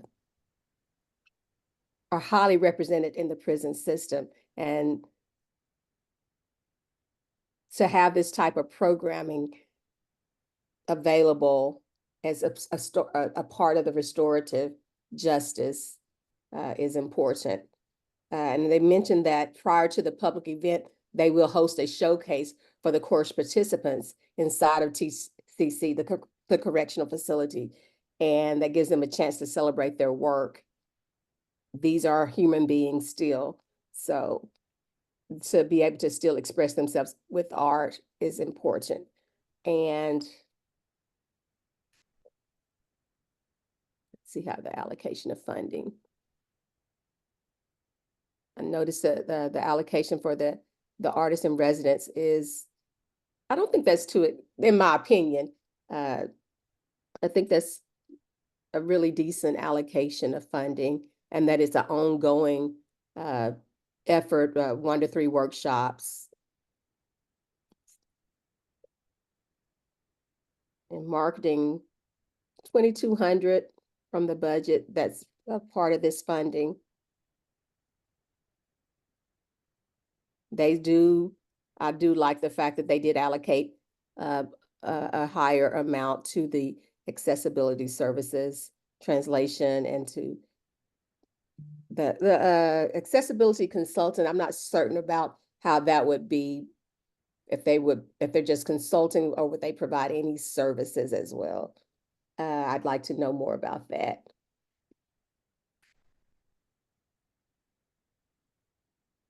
And let's see if I have anything else written. That's it for me as far as my take on it. She's covered decently, in my opinion, the overview of the application. Thank you both. Other comments? I'll add that, there's no other application like this in the entire pool. And as a scholar, like, I immediately see the importance of what they're doing. I would encourage them in their cultural activities response, when they're addressing the sort of dividends of the oral history workshops, would be obviously just simply archiving this data is valuable. But I also am wondering if, does it help rehabilitate the incarcerated? Does it promote empathy among the free population?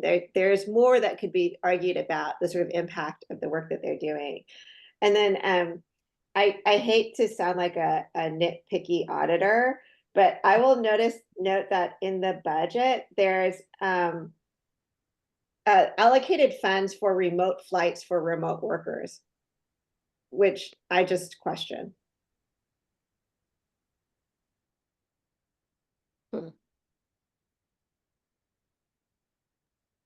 Other thoughts? Yeah, I guess the marketing is a complicated piece to me. I do see that they have local outreach. Again, tourism is it's kind of a teeter-totter. It's kind of odd. I don't think that they did mention tourism as part of their application here. But I think there's some creative ways to include tourism to view and or showcase in touristic areas as a consideration for their application. I understand it not being that's what the sensitivity aspect of serving this type of population is concerned, where you don't want to be disingenuous with the works that are being provided. So in that regard, tourism in this application is kind of a toss up, and it's not necessarily mentioned. Um, but I would encourage them to find that to make it a really outstanding application. It already is a very strong application. Others?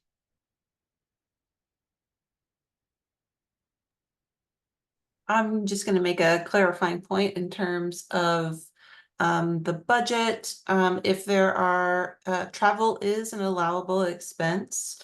If there is any if this application scores high enough to receive an award, there's an opportunity for the applicant and staff to go through their budget and ensure that any expenses listed from the application are indeed eligible expenses that could be covered by the grant funds. So that's not necessarily a penalty or anything, or would disqualify the applicant. And this is just a general announcement about the guidelines in the contracting process. And then just to clarify, part of the scoring rubric includes being sure to include a description of how you're going to market to tourists, because these hotel occupancy tax come from tourists, are people staying in hotels. So an effort to invite the community into a space is required. However, it's not necessarily a requirement that tourists actually attend an event, but that there is a plan to bring them to participate and invite them to participate in a public activity. Anything else? We have 20 Can I seconds just left. add on? I'll just add on about the sort of the travel for remote workers was, I'm only responding to the information that's giving. So it's not clear to me whether the remote worker is staff or an artist, say an artist, because obviously when you have a visiting artist, they might cost something. But if it's staff, the money is not going back to the economy of Houston. And in this case, some of the advisors are out of state, which makes sense given the specialized nature of these experts, but. Thank you. Finalize your scores.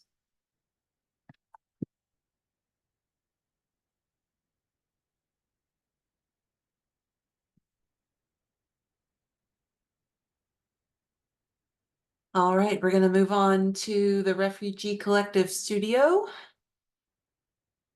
Vanessa is the primary, Karen is the secondary. All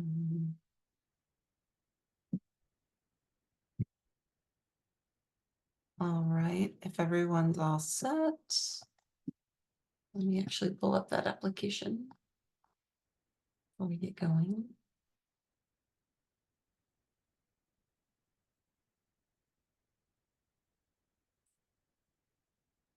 Okay, Vanessa, whenever you're ready, I will start the timer.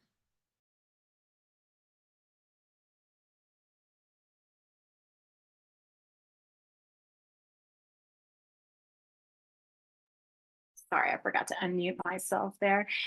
The Refugee Collective is employs refugees and immigrants in fair wage, dignified work through 2 social enterprises. So a textile manufacturing studio and an organic farm. The enterprise is built at the intersection of the traditional respected skills of sewing and farming that refugees bring, and a growing market for local food and textile production. The farm and studio have been deepening their collaboration through their farm to fiber initiatives, including growing natural dyes and creating a natural dye workspace at the farm that supports the Texas fiber economy and refugee artisans. So it has a really interesting mission. It definitely meets its constituencies while staying rooted in its mission and history of service. The decision-making is collaborative and informed by its board members, leadership, and team members that are from the studio and the farm. So it's definitely reflects its key constituencies. The workshops and refugee community engagement is clearly stated and defined. It focuses on the artisan and sustainability as a tradition, which I think is pretty cool. As far as intersectionality and inclusion, it doesn't really name each intersection. I would love to hear each type of refugee or the styles. They use the term styles and traditions, which if you broke it down, you could just specifics would be nice to have. It would have made it just more clear. And then as far as accessibility, that was the one thing that kind of was a drawback. It was the doesn't name specific services or adaptations that would provide beyond accommodating an ADA restroom at their farm that I could see. And then as far as language accessibility, which I thought in their language accessibility, they actually utilize the interpreters in person or by phone via a language group, which I thought was really cool. And their ability to utilize and provide translations for different languages is really exceptional, and partnering with other organizations that could benefit from that might also just be something cool for our city. I think the focus on their sustainability and only utilizing their digital forms of marketing kind of hinders them as far as getting the word out. They didn't really mention any radio or print ads, but that could be invaluable since there are a lot of community things that they could do. And I think everything else was very strong in its mission. And I think that everything was very clearly put in the application. And that's all I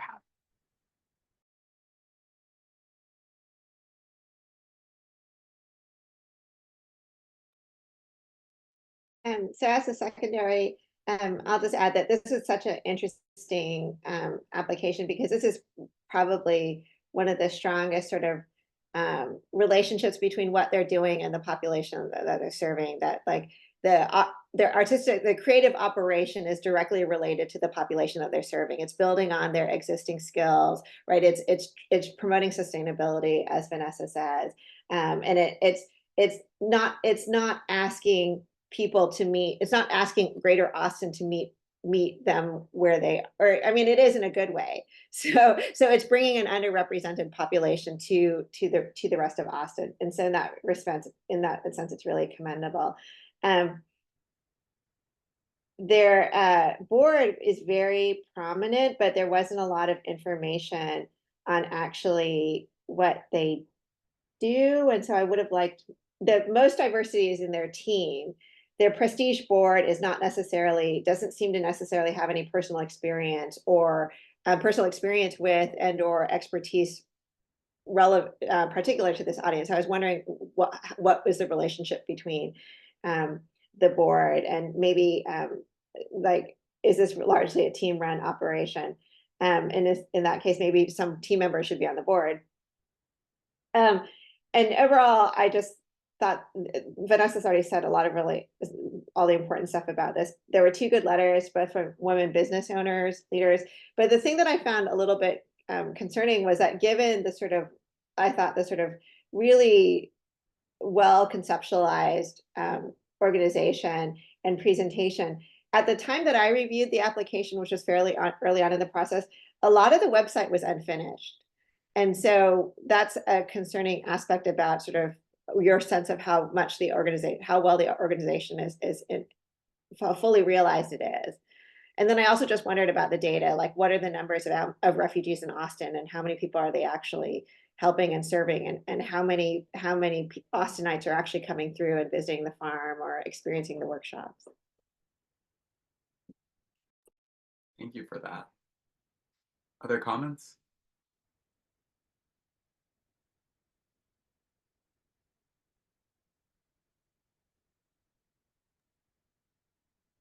Okay, go ahead and finalize your scores. And we'll move on to the last application to review before we take our lunch break. That's going to be Fusebox.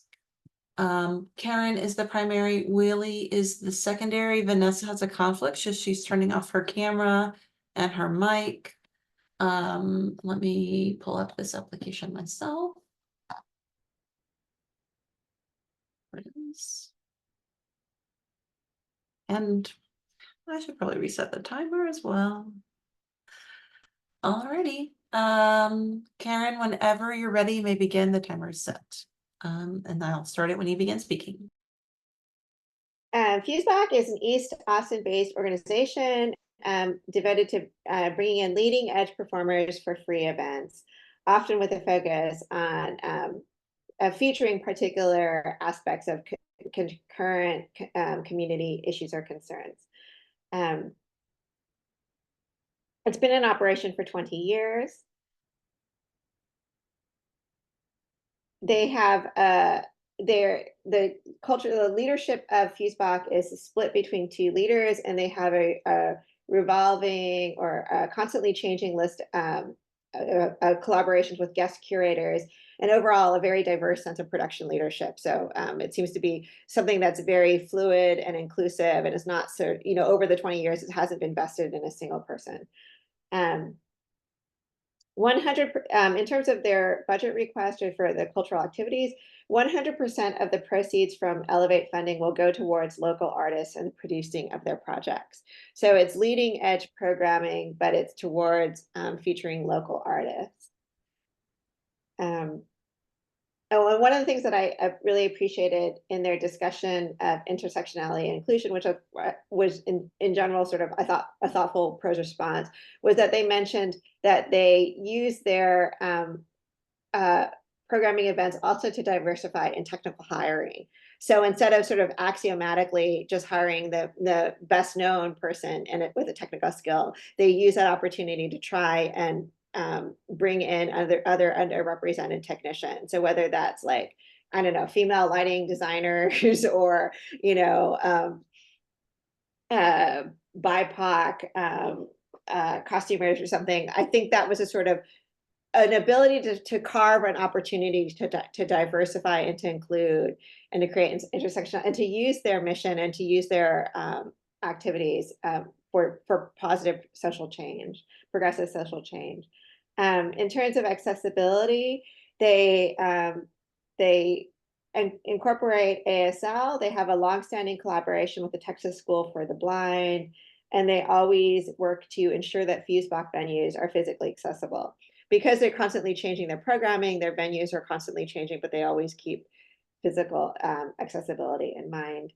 In terms of language accessibility, in the 2024-25 season, they are working with a translator to create a Spanish language version of their artist and project materials. One of the things I appreciated in their marketing was that it was fairly focused rather than kind of like scattershot, which seemed to often can sometimes be have greater response rates. And their artist expenditure was double that of the administrative expenditure. So 40,000 going towards artist payments, only 20,000 towards administration. They had very good letters, one from a frequent visitor and colleague, another from a collaborating artist. This is a previous winner, so it was understandably quite accomplished and polished application. But again, because they're constantly changing their content, they reimagine their programming from year to year. There is a built-in, you know, argument for the need for new funding. And location, location, location. Yes, a lot of the program is in East Austin, but we know that the demographics have changed. But the fact that the artists are diverse and they do a great job of sharing how that intersectionality is, in my opinion, incorporated into their activities, identifying that 70% of participating artists identify as BIPOC, and a majority of members of the LGBTQ plus community. And you covered most of it already. It's just this, obviously, as you stated, they have been established and they are on point as to addressing what is required of the applicant.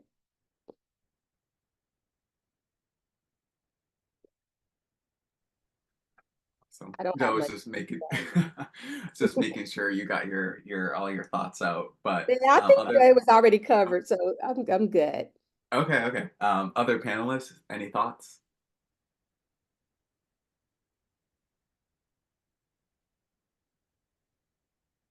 I would have liked to see a little more information on the participants of the festival. Um, I think there's the inclusivity of the creators and the invited artists are super strong. But I'd like to know, you know, who it gets to participate, what kind of inclusion those actual numbers are.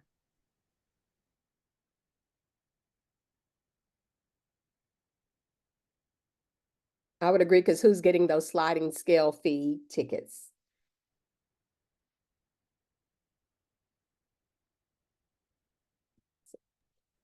Okay.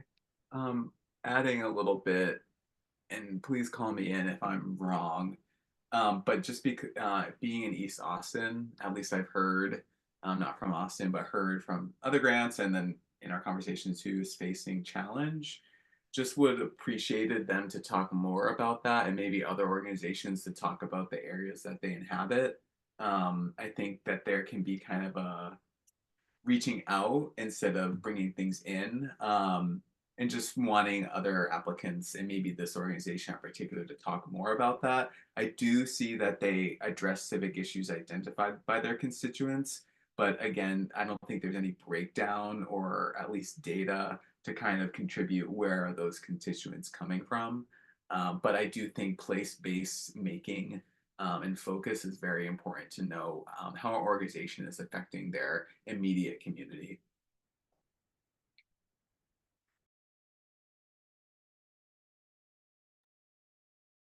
All right, anything else? You may finalize your scores. Okay, that brings us to our lunch break. We'll take the hour, so we'll be back at 1:40. And we'll start up with Austin Chamber Music Center. Willie's the primary and Kidada will be the secondary. And then we'll make our way through the rest of the afternoon applications at that time. So see you at 1:40. This is the Elevate Review Panel, Organizational Panel 3, the afternoon session. We'll just go ahead and jump right into our first application. Up for review is Austin Chamber Music Center. Willie is the primary, Kidada is the secondary. I have the timer set up for 10 minutes.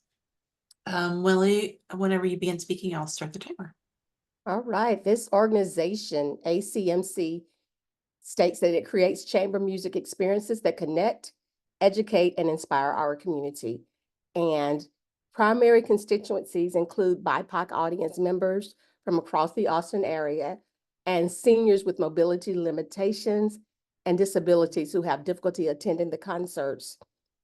They speak to having a central purpose, connection, and shared community, regardless of individual background. So even though it has identified its constituencies, it also the applicant speaks to including the community. And history of service, it says that the program began in 2000. So that's what, over 24 years. And the way they wrote it, I'll quote, programs have been addressing inclusiveness. It included special community concerts featuring Black composers, Hispanic heritage, and gay composers. That's a quote. And this applicant has stated their artistic vision, and it has been, according to what I've read, been in alignment with the criteria of the grant application. And moving on down, it speaks to his leadership. And I know I don't need to address every item. Leadership is representative. They have grown, they've showed some evolving.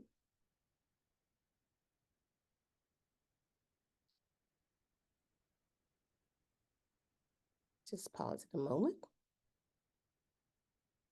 It speaks to numerous lineups or programming in their lineup from September through April, and even mentions a Charlie Brown Christmas that's in December. As to intersectionality, from what I could see, it does use the term, didn't necessarily see it clearly defined, but it does mention that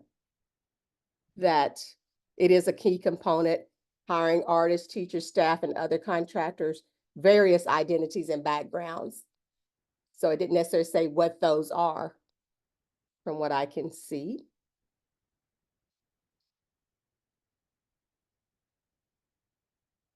Accessibility.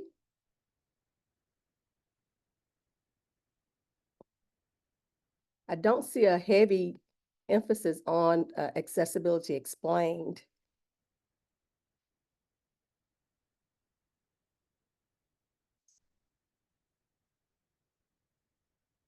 As far as marketing, it speaks to expanding programming to get the diverse voices. Again, you see the language of diversity, but not necessarily saying exactly or specifically what that diversity is. So that's my quick review.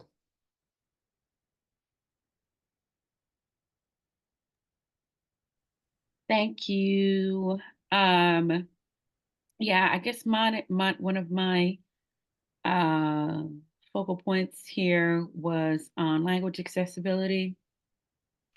The language accessibility doesn't speak to any professionals being available for that, although there is mention and there is supportive materials for Spanish-speaking students specifically. Again, always that goes to their key constituency. As far as the grant itself goes, it's another line item thing for me. Administrative support in a program that seems to be as robust as this. I'm wondering where the administrative support is for their efforts, production fees. There's, not there. And again, of course, these things can be supported in other manners through other funding, but in regards to how this speaks to this grant, I'd like to see where that goes. I will agree with Willie. I think we need more specifics as far as numbers when we talk about our demographics. It's slightly too general, although they do speak with some intensity about Houston Tillotson and their School of Music program. I presume is their School of Music program, which is a very strong program at Houston Tillotson. But I'd like to know more details about what that collaboration actually looks like. Again, there's just a bit of generality there. But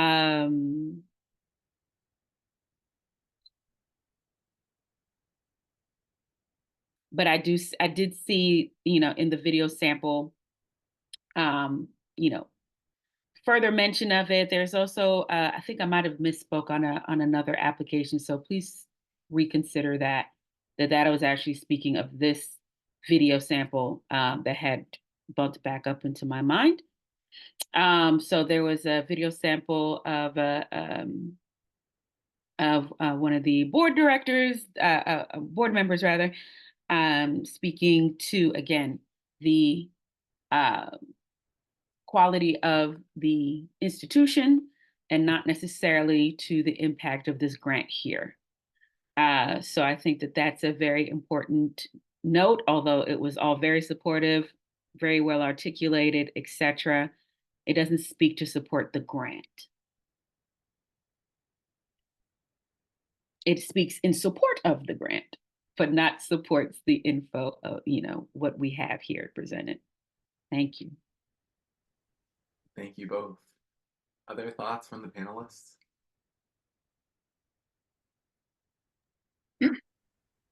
Yes, I think that thing around the intersectionality that has been touched upon is kind of general. I think specific topics regarding the proposed in fashion content series, like is specifically like what community members would be impacted, would have been preferred, just to have a little more clarification. Some things are a little general, and we like the more specific and seeing how we can, the more specifically that you're noting the constituencies that you're serving and how we're impacting in the Austin area is always preferred. Yeah, just elaborating on sort of the generality, the pervasive generality that Kidada spoke to. I noticed, like, in the intersectionality inclusion, they mentioned, I was looking for more specific examples of the topics that are impacting community members, dialogue surrounding them, and the context, right? Like, if those are the things, what are they? Give us some examples. In marketing, they tended to use present or future tense. We plan to do, we hope to achieve type thing, which is a good outline of a plan. But it's also would be interesting to hear like what your experiential knowledge of like what works and hasn't worked, right? And as to why you're formulating this plan for the future. And then given the fact that you are a previous awardee, would be also good to get some more specific examples and data on like how the money was used in the past and what you plan to do this time around. Other thoughts?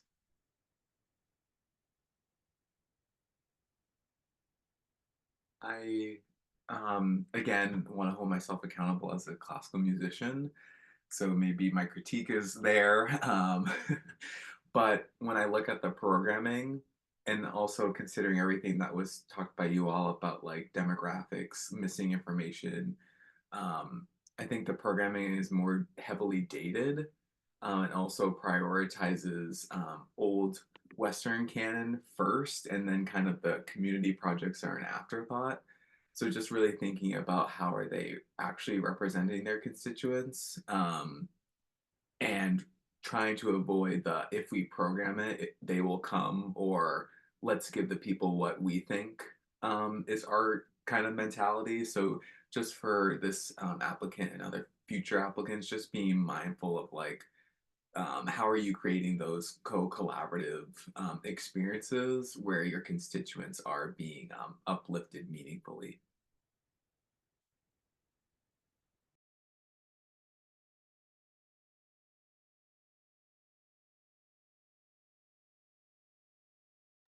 Okay, let's finalize scores.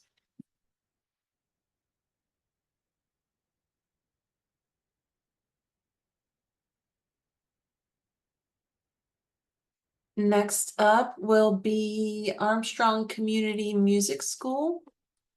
Vanessa is the primary, Willie is the secondary.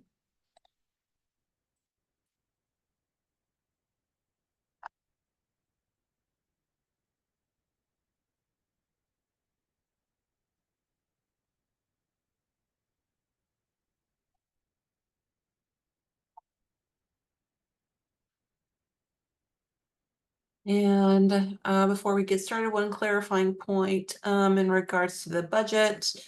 I think when we don't require that an applicant describe their previous funding, but that might be a point for clarification that a panelist would find helpful, a little bit more information about funding allocation. We also, in the budget, did not require that the applicant put in their entire annual budget and their specific allocations.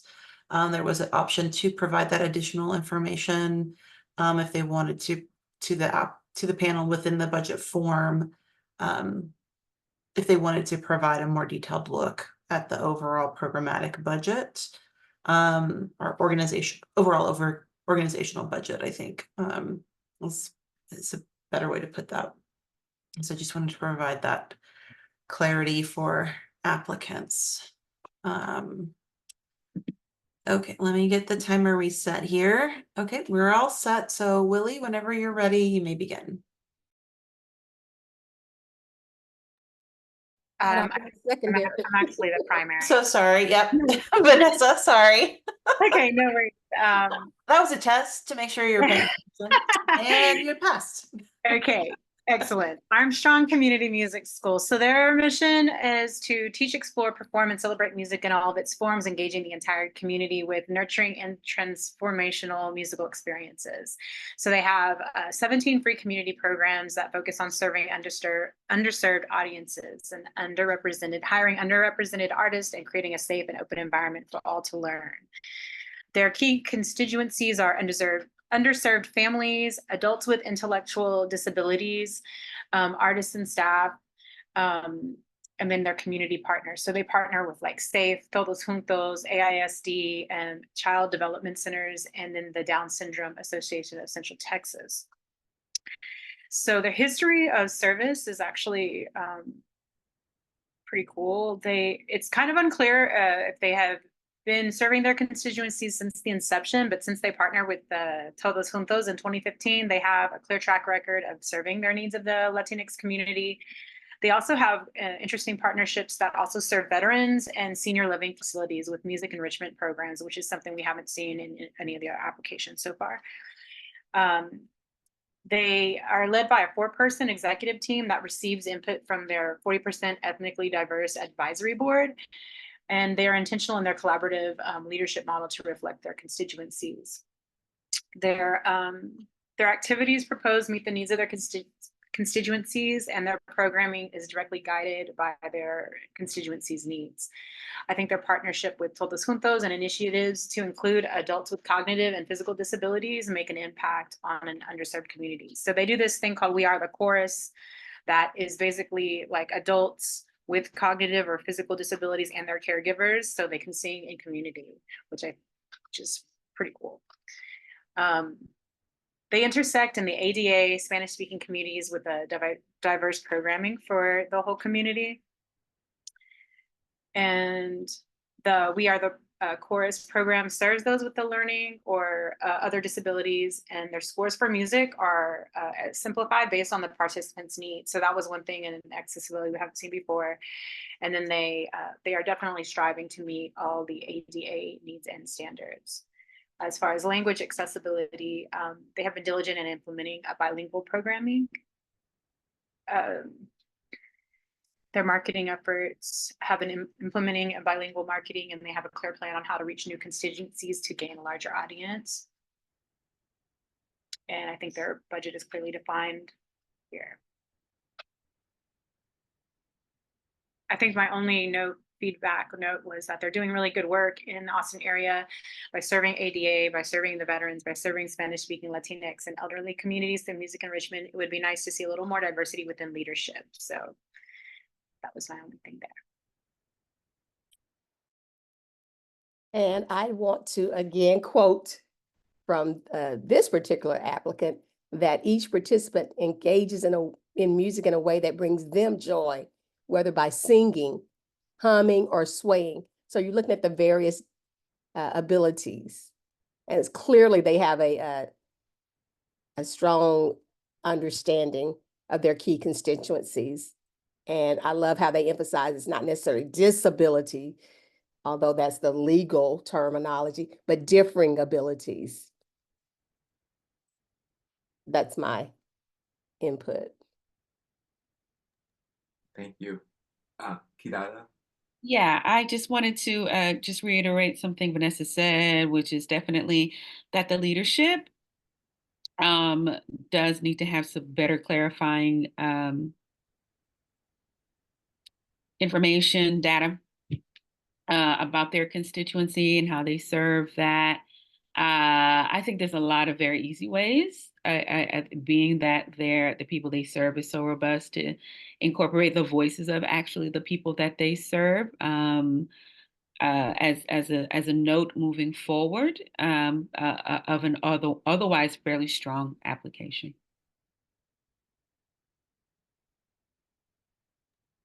Other thoughts?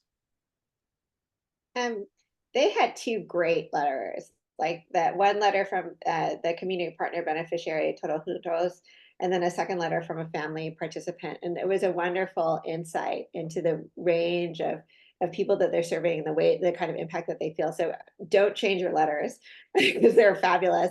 Again, to sort of offer productive advice.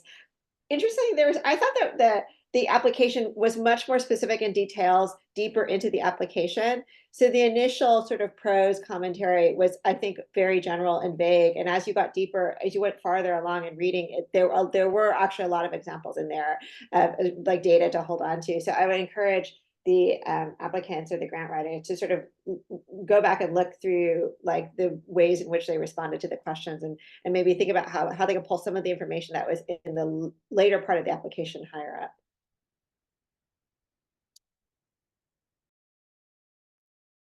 Anything else?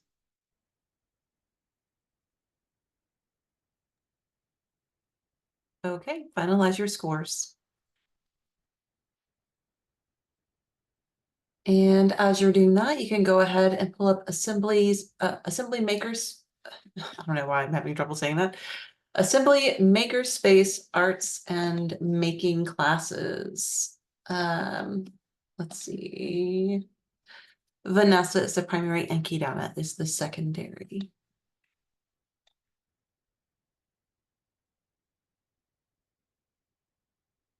And I'm going to pull that up on my screen.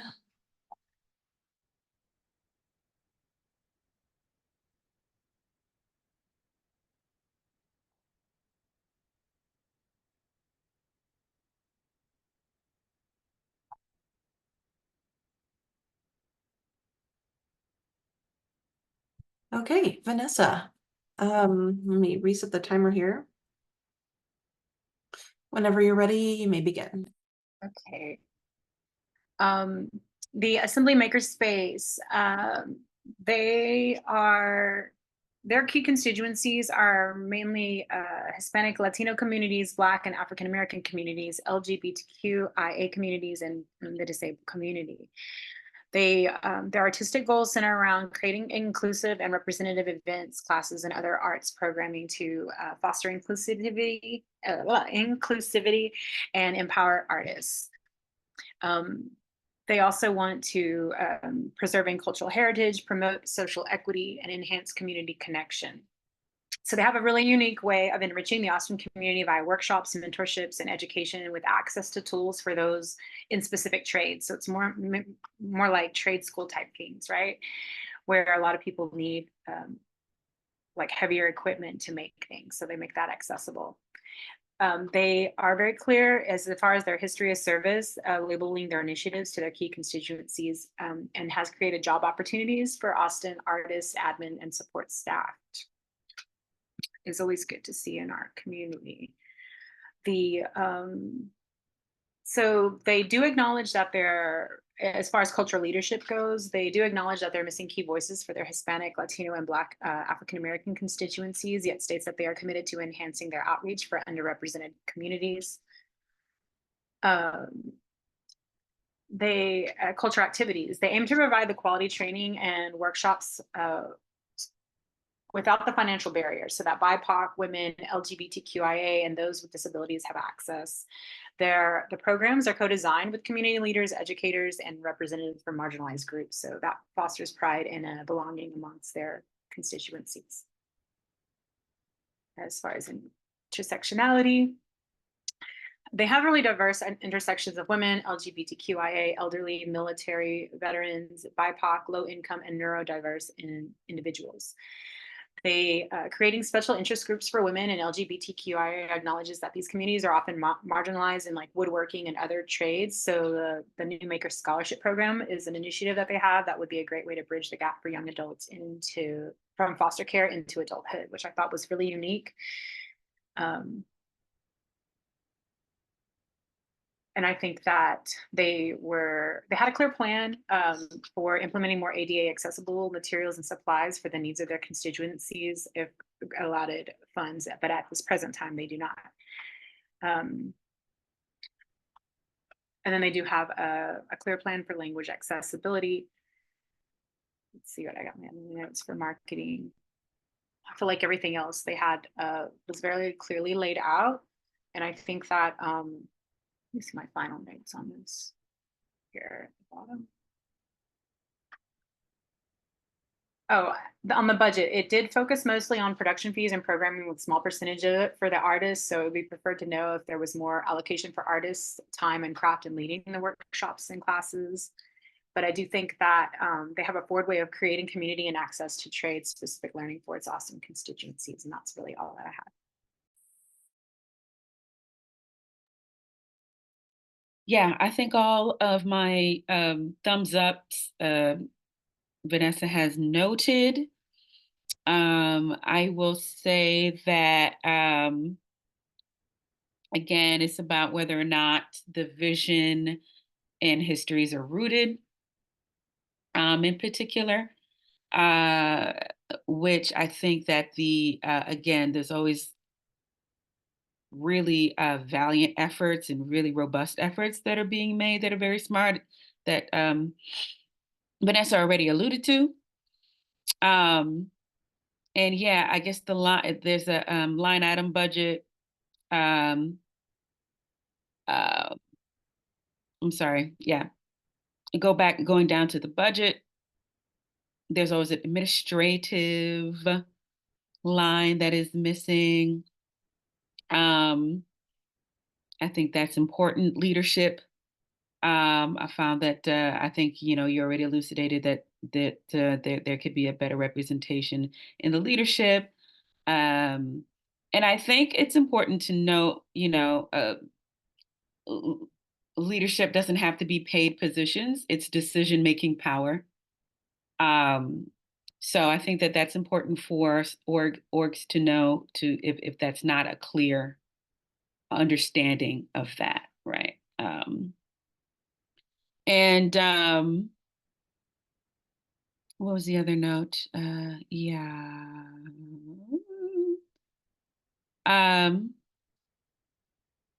Yes. Thank you. Those are my notes. Oh no, the letter. I did see a letter when I read the point in that letter that was not emphasized that I think is great is the fact that there was a business that was having a hard time because of the inability to access these levels of equipment and how that could positively impact the economic impact of that, the mental health impact of that, et cetera, the community support to uphold the economic aspects of what this provides is really great. Thank you. Other thoughts? So I think that these kinds of like universally accessible creative spaces are wonderful. It's a really important service to provide. They are understandably costly. And so this has a $95 a month membership fee, and then the classes have different range prices. So, I wondered about sort of like accessibility to people for the membership to pay the courses, like what percentage of funds would be helping make that more available, and even time to be creative. or, you know, the invitation to think of yourself as creative is itself often a privilege and a luxury, you know. And so while I respect the sort of mission to try and make creativity possible for people, it, you know, I wonder who is actually getting the opportunity to capitalize on this resource. And when you look at the videos that were available on their websites and stuff, it's maybe not as diverse as one would hope. And then I think in terms of the budget, the vast majority of their requests, 72,000, was to hire a single staff person, an education specialist. So given the precision of that, the specificity of that request, I would want to learn more about the significance of that hire and how that fits into their mission.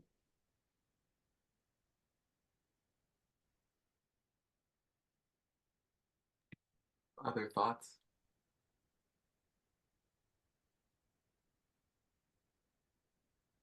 I'm trying to connect a piece between what Kidada just said about alternative forms of leadership and then what Karen had just said about the investigation of who they're going to hire.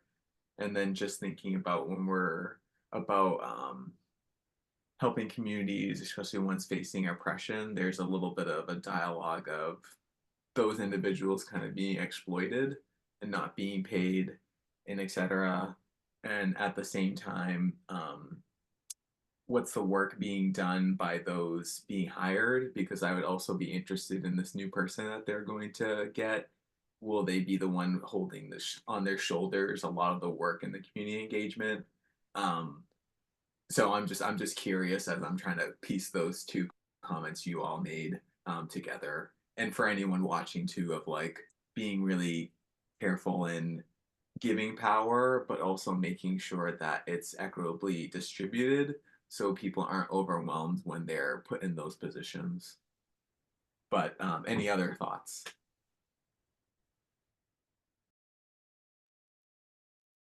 I was just going to throw out just a point of clarity that these are ideas for future improvement for applications for additional clarity and not necessarily components that are wrapped up specifically in the scoring rubric, but just thoughts of future improvement in general for future grant writing opportunities. If there are no additional comments, please finalize your scores.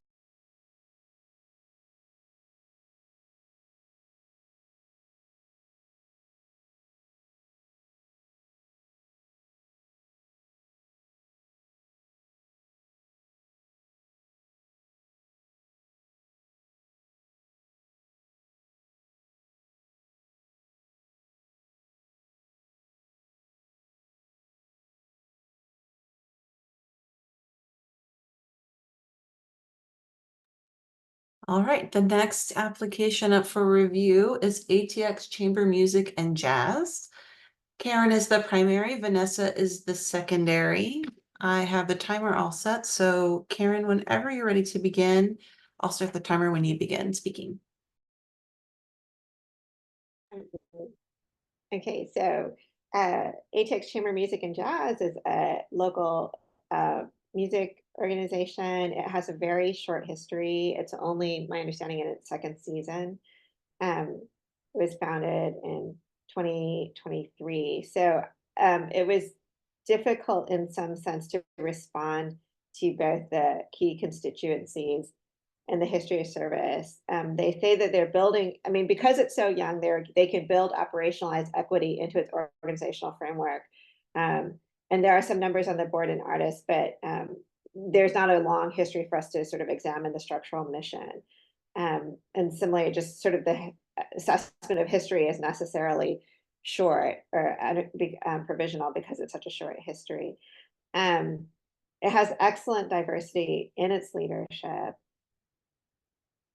In terms of cultural activities, they have an existing participation in Latin dance and a Chinese cultural fair, bringing chamber music, their organization, to these events.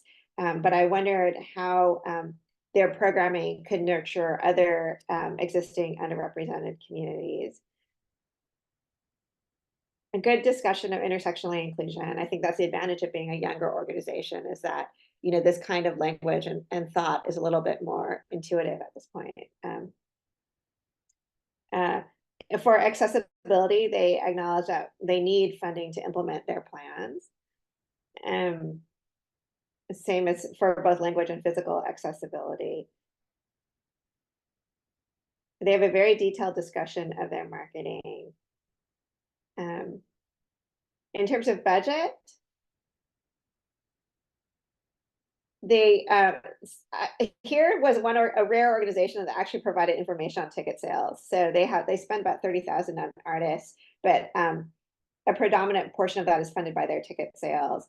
20,000 towards administration, 10,000 towards marketing, 15,000 to production catering, 5,000 towards the accessibility that they need to acquire, as mentioned earlier. In terms of, you know, I really like to know more about ticket sales and how much of their budget, operating budget, comes from ticket sales. So that's impressive for such a new organization. But then I wondered, what is their base ticket price and how many free tickets are given out? Because we're also interested in this question of accessibility of audience. You know, again, it's a very interesting and obviously sort of nimble and a new organization, but hard to evaluate with such a short history.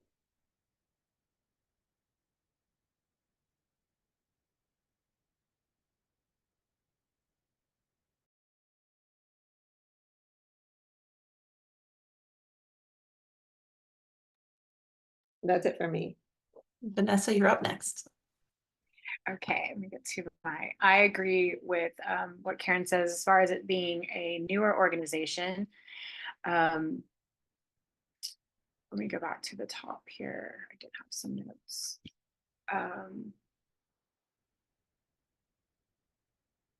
I think that because what Karen said about being a new organization, but they are very deliberate in its partnerships, especially those that ensure the access to the arts for the youth and the sick and disabled, which I thought was a good point that they put in there. They're also intentional in their programming, prioritizing those voices that have been marginalized in the past.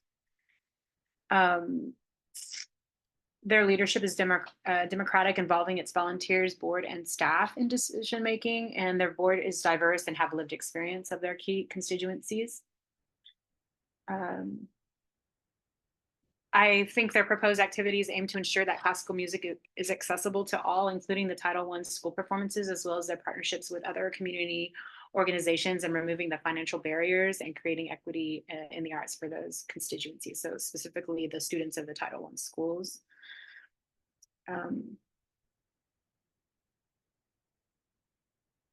They intersect the racial minorities and those with disabilities and LGBTQIA, creating inclusivity. They also intersect where racial minority meets the socioeconomic challenges to provide those free tickets and in transportation for those youth and their chaperones. So I don't think I mentioned that before. They have a clearly defined plan for ADA accessibility, and they're providing the closed captions and assisted listening devices, ensure those with hearing impairments have access, and then collaborating with the professional services to audit its accessibility accommodations is something more organizations could benefit from. I thought that was cool that they did that.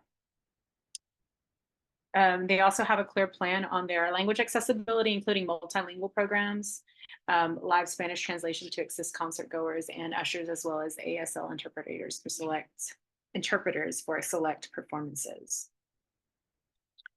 And then I think there were everything else Karen already mentioned. And that's all I have. Thank you. Other thoughts on this application?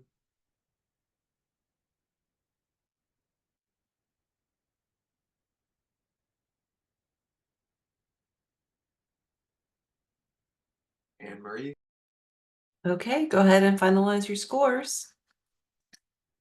And as you're finalizing, you can pull up the next application, American Short Fiction. Key Data, you are the primary. Karen, you are the secondary. Let me pull it up here on my end.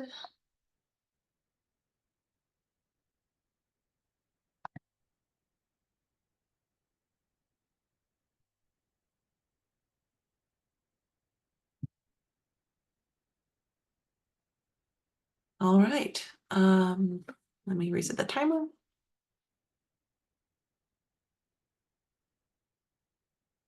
Idata, whenever you're ready, you may begin.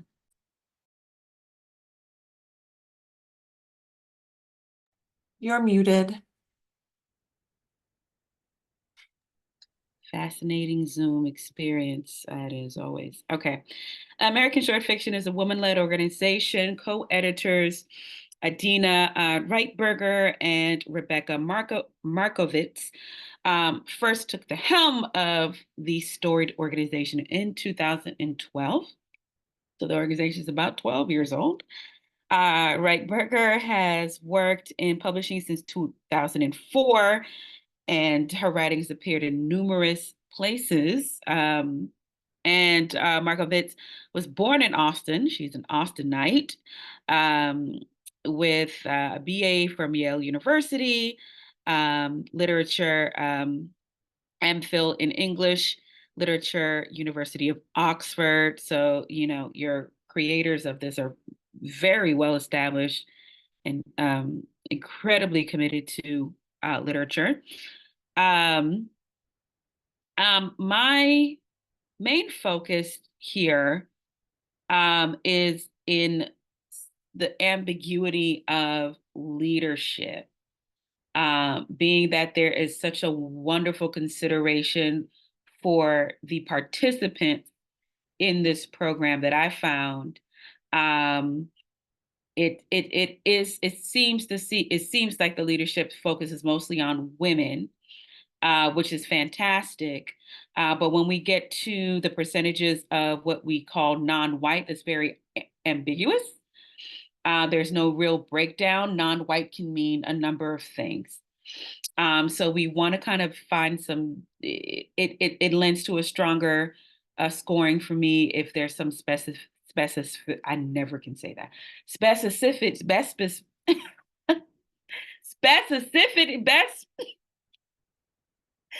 Specificity.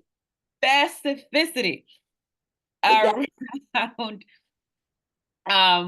around the actual demographics of what non-white means.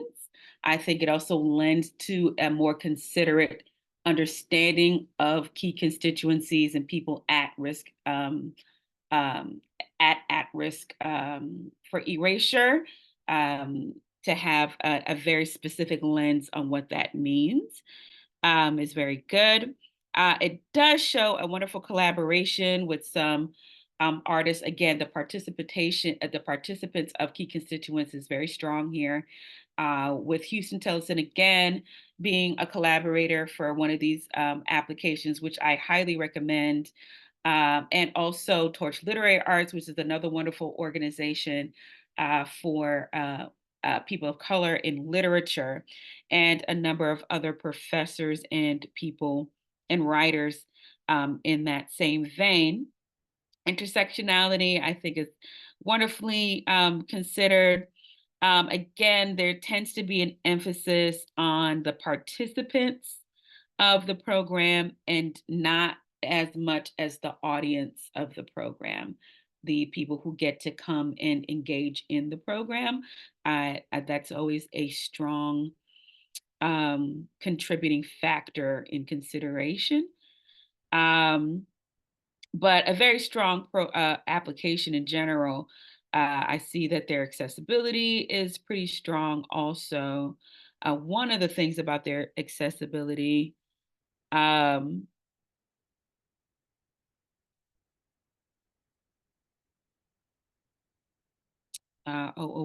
was language. Yes.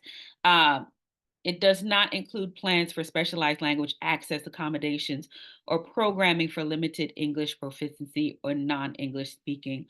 That's a strong consideration, considering that this is about literature. That there would not at least be literature literal literature in an alternate language for marketing, for accessibility, etc. Being that, especially because that is a fairly easy access. But also considerations for translators, etc. That's always a thing. But I think just in general, for there not to have been considerations in print is comes up in my imagination. Otherwise, marketing is great. Budget.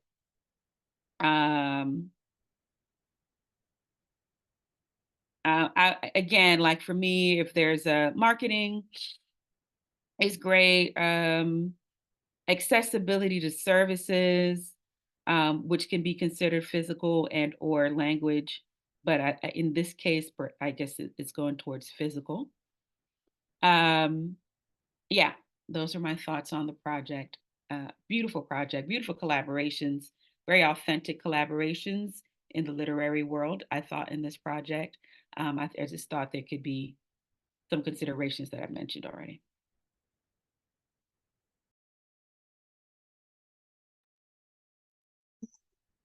As a secondary, picking up on what Kidada said about accessibility, like one of the things that, I totally understand with the literary medium, again, this is sort of so language focused, is complicated with language accessibility, but I was surprised there was no discussion of Braille or accessibility to the blind, because that's a very obvious sort of question of accessibility within the literary medium, that I thought could and ought to be addressed. And then just echoing some of the other things that Kidada said, like there's a sense in the application that underrepresentation or the commitment to showcase the underrepresented often starts to be sort of like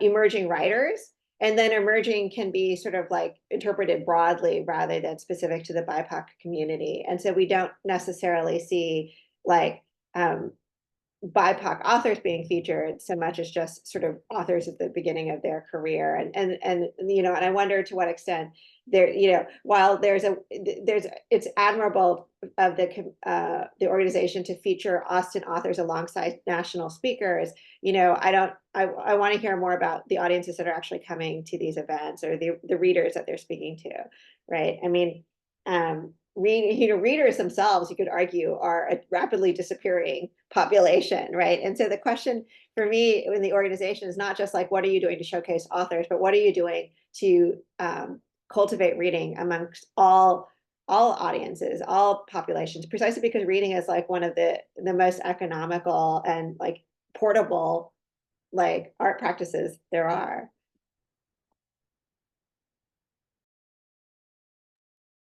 Thank you. Thoughts from the other panelists?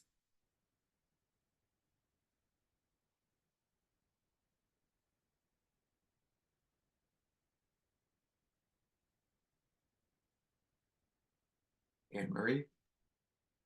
All right, you may go ahead and finalize your scores. And as you're doing that, you may go ahead and pull up Austin Shakespeare. Willie is the primary, Kidada is the secondary. And I need to update the timer, so give me one moment.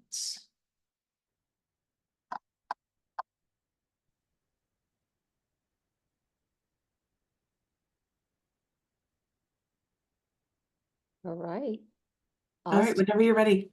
Austin Shakespeare, Free Shakespeare in the Park. So historically started in 1985, and as a grassroots effort to bring free Shakespeare to the community. And it speaks to accessibility and growth. They thought that Zilker would be a nice spot, or centrality rather. And moved on to become self-sufficient because it was initially sponsored by the Parks and Recreation Department.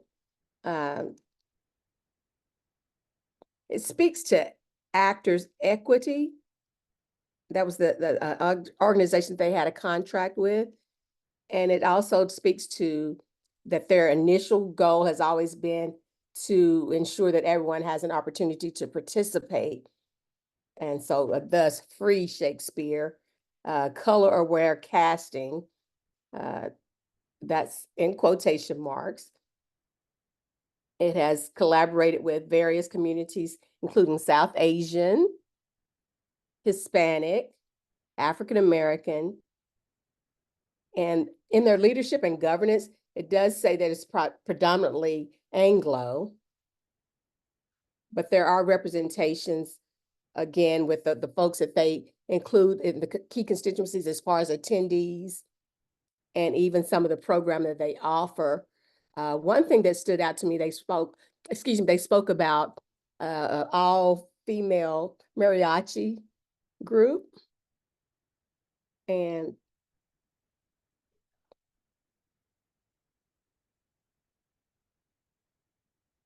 forgive any background, I didn't close my window. I don't know how much is carrying over into the mic.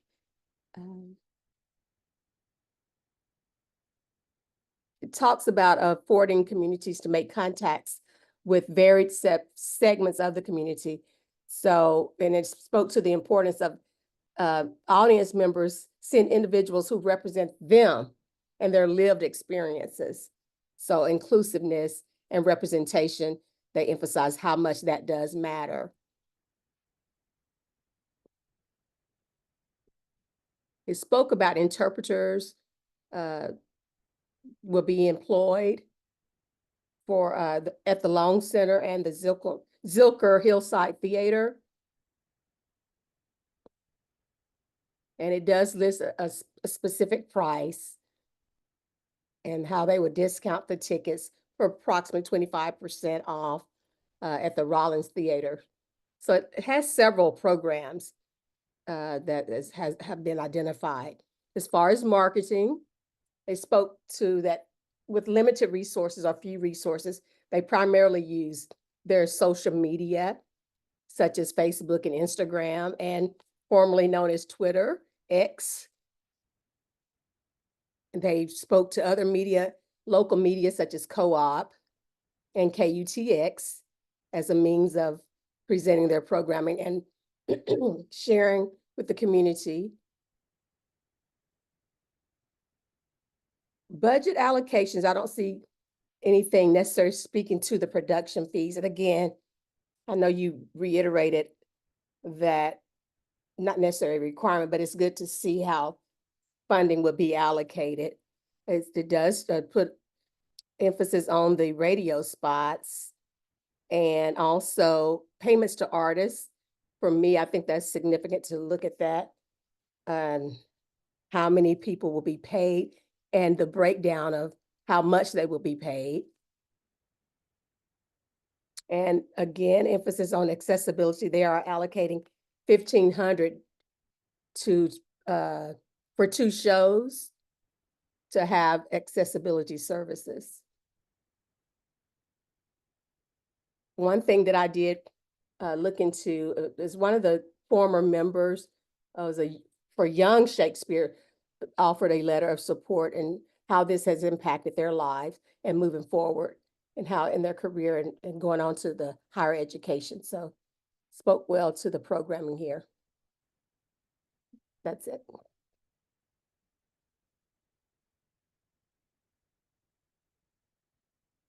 I pass the baton.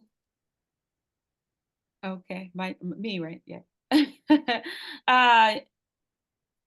Yes. So I found this to be the collaborations here are what I found to be most exciting. One of the things, though, is that it's not clear to me about the service being rooted, obviously, for key constituents at risk of erasure. That the vision itself, obviously, because it's an slightly older organizations, there's a matriculation in that regard. And I think that the matriculation has been pretty beautiful. I wanted to see when they were talking about the cultural programming, what's it, the cultural program? I apologize. The proposed public activity, rather. They did mention, which was great, that they were going to work with a couple of organizations or collaborations with South Asian and Jewish communities and musical entertainment in certain adaptations.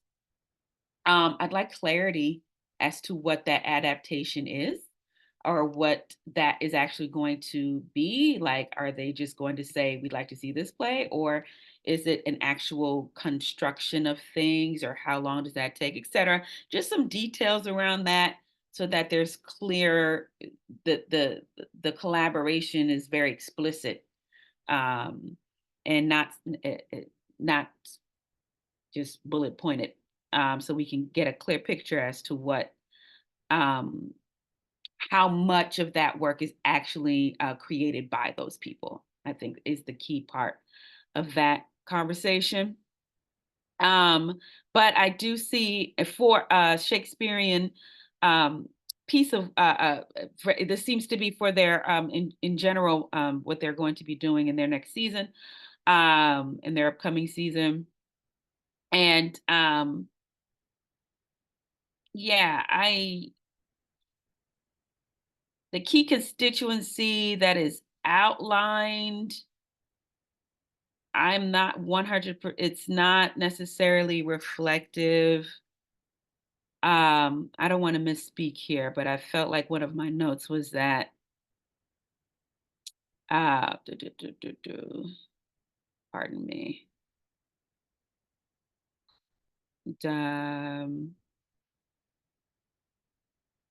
Yeah, there's just some lack of programming when it comes to the key constituents, one or two of the key constituents that was mentioned.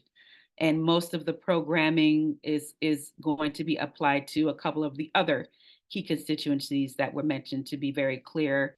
African American, for example, was mentioned as a key constituent, but the development of any of the works here is not part, they're not part of developing any of these works that I can see here. So that's one thing. But in general, across the board, because it's a much older organization, obviously it is a strong application. Yeah, thank you. Thank you. Other thoughts here? Yes, just on the language accessibility, I have one note that wasn't mentioned with everyone. I mentioned everything that I was already thinking, but the intentional in their programming regarding language accessibility, it might be helpful to note if the programs or signage would also be bilingual for these special performances, especially these ones we talk about that are in the Spanish language. That was just one thing there. I know we have like little seconds, but Karen, anything from you? Just checking in. Just they did notice in their key constituencies that one of the things that they do is they provide guidance to peers on matters of fundraising, which I thought was a nice part of their service as a more established organization. And that they also claim to be like the first in Austin to establish a formal color-aware casting policy. And then real quick, just interesting choice with demographics. I think we're evolving as a nation, and we should be aware of what is dated, what's current, and inclusive. Okay, please finalize your scores.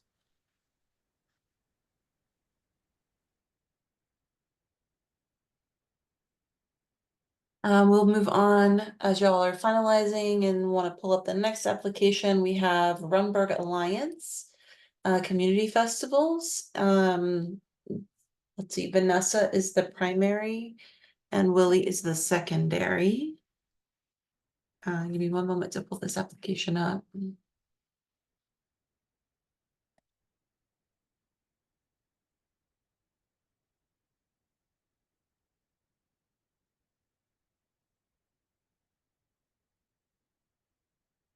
Okay, Vanessa, whenever you're ready, you may begin.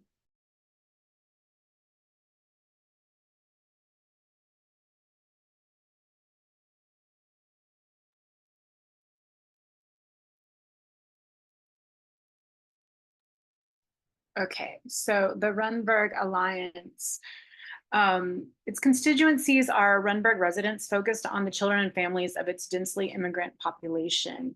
So that includes local artists and makers, students and families within the Austin Independent School District, and then community organizations such as Austin Voices for Youth and Education and the Gus Garcia Recreation Center. Their mission is to celebrate the diverse community of Runberg through cultural events, educational initiatives, and collaborative partnerships, aiming to foster a sense of pride and belonging for all community members, supporting the cultural expression and to prevent cultural erasure and displacement by providing platforms for these local artists and makers to showcase their work, thereby enhancing their economic opportunities and community engagement.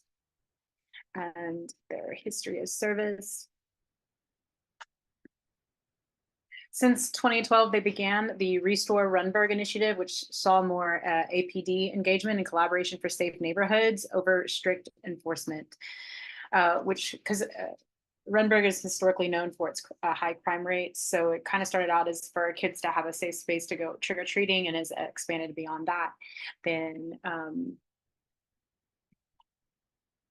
the fostering a sense of belonging and pride for its residents, which are, I've already stated, as a densely immigrants. So their cultural leadership, the claims that our governance is guided by its community members with its decisions made through monthly meetings. It would be helpful to see more of these community members on websites, as the RA uses the language immigrants very broadly, and it could benefit from being specific as possible regarding which nationalities are being reflected, or having more of that on their website.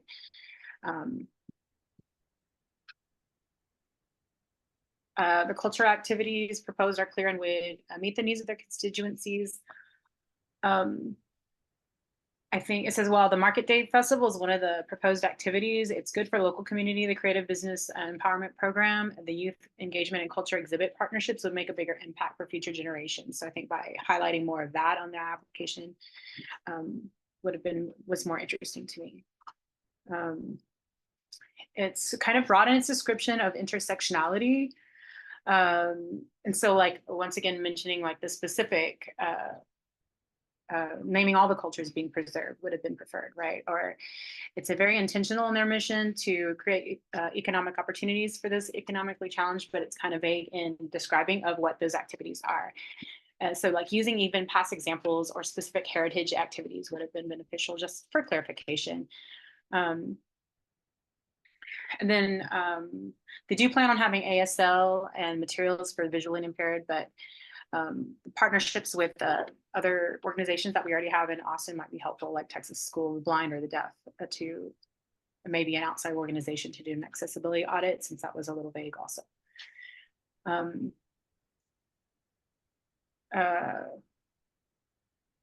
Language accessibility. They provide access for Spanish speakers, and then seeking more additional language accessibility for Asian and Arabic translations. It could be helpful maybe to look into partnerships with the Refugee Collective or somebody who has multi-language language translation capabilities to help further their mission. And I think their marketing was kind of broad. Naming radio stations, newspapers, and specific media outlets would be preferred. Just getting specific on some of these things would have been better than being kind of general.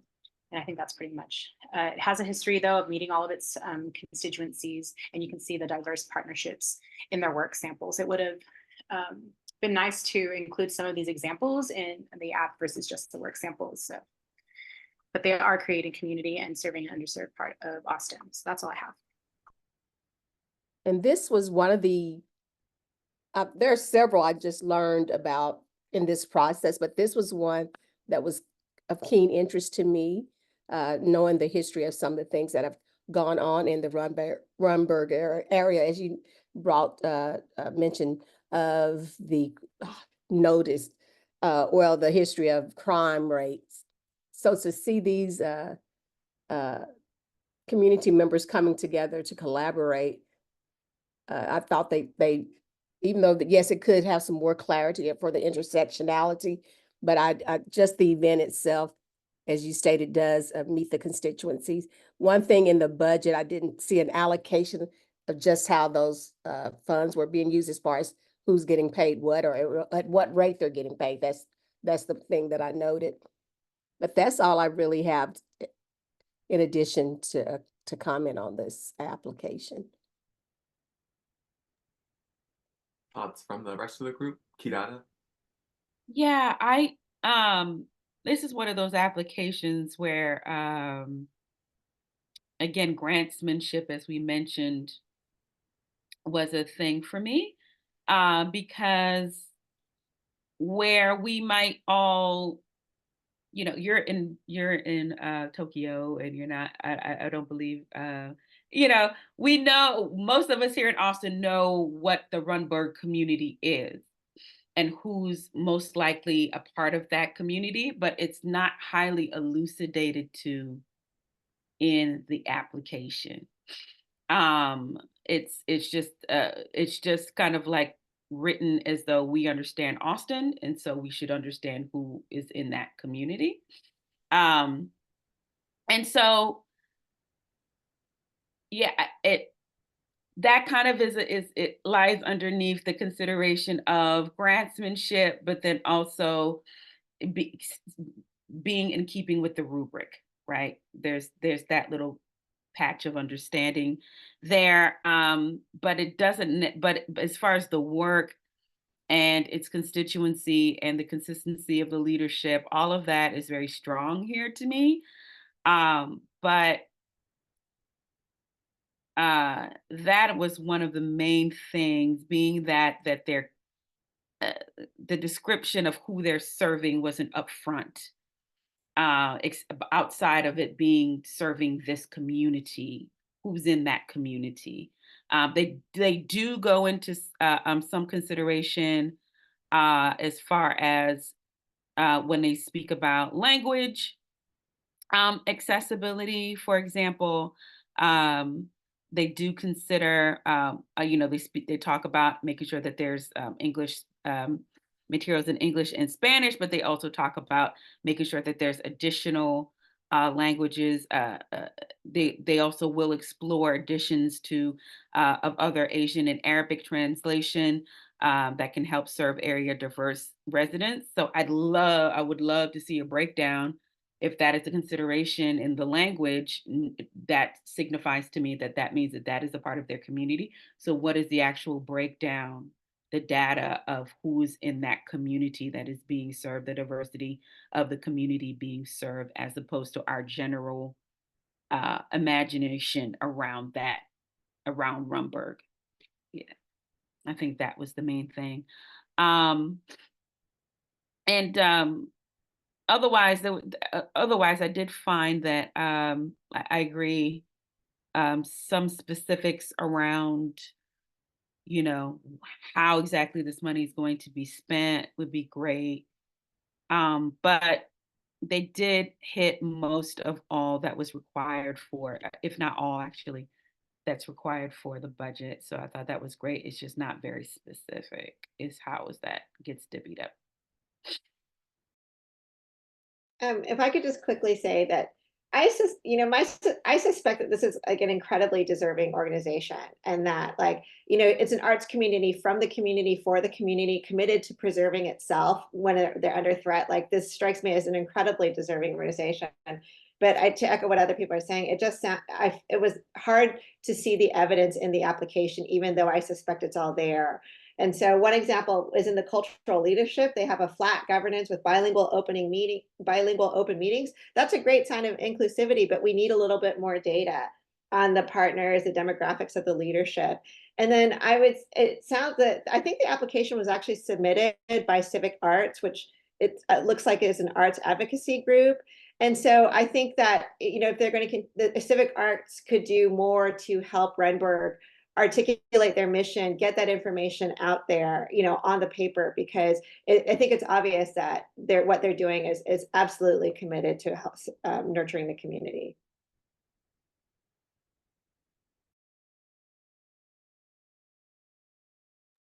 And I would just real quick on that one too, of individuals, groups that are doing that kind of work don't always have the necessary time, capacity, framework to embed evaluation. So do the good work and figure that out as well. Okay, finalize your scores.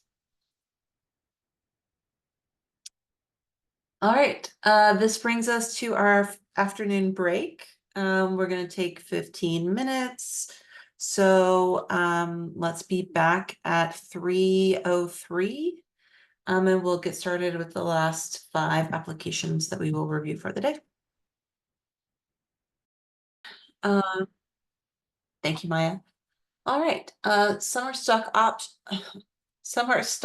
Austin.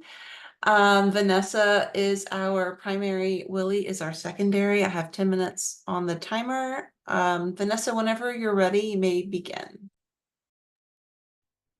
Okay, Summer Stock Austin, have been serving their Austin community theater lovers of all ages and backgrounds.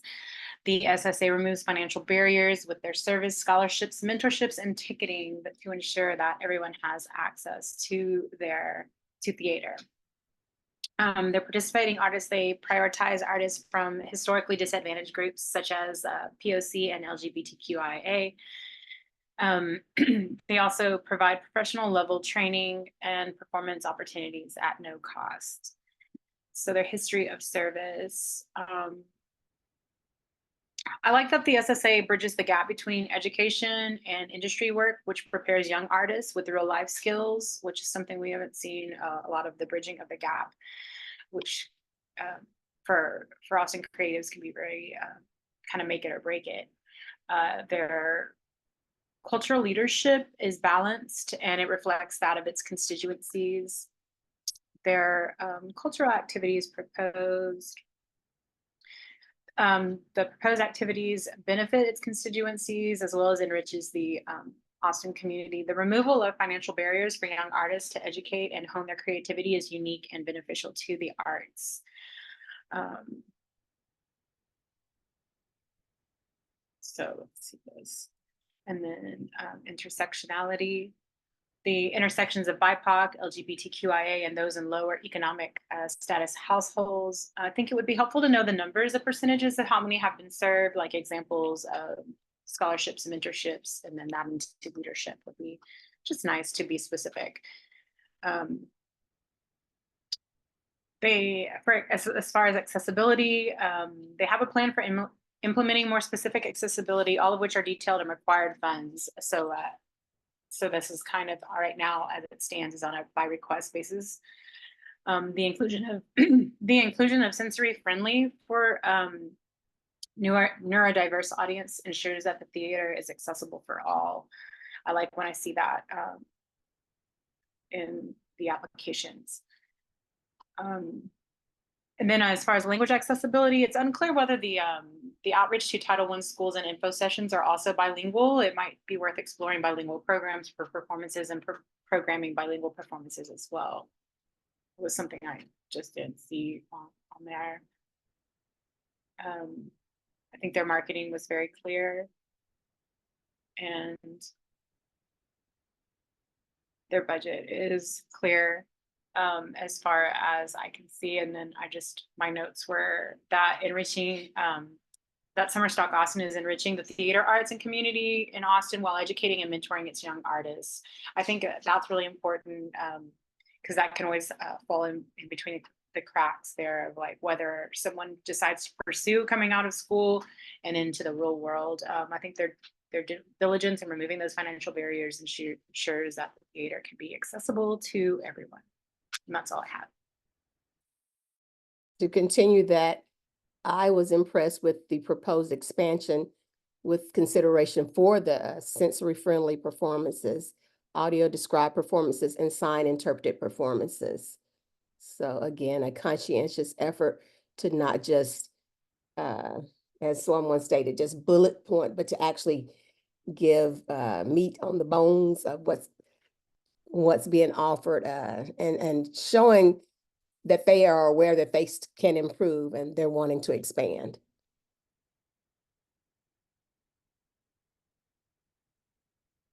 That's my conclusion.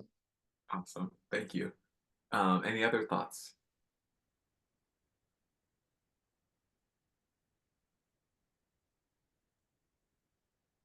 Okay, seeing that there are none, please go ahead and finalize your scores.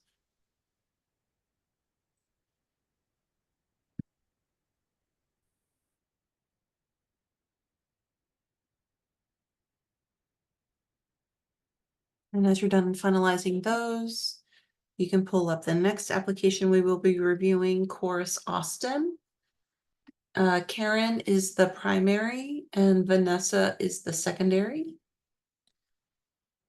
And I'll pull that up just a second on my end.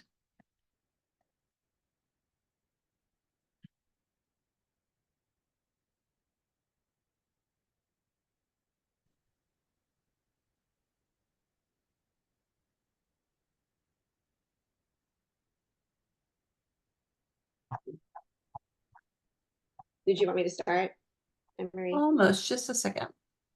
Okay. All right. Karen, whenever you're ready, you may begin. So Chorus Austin is a local choir.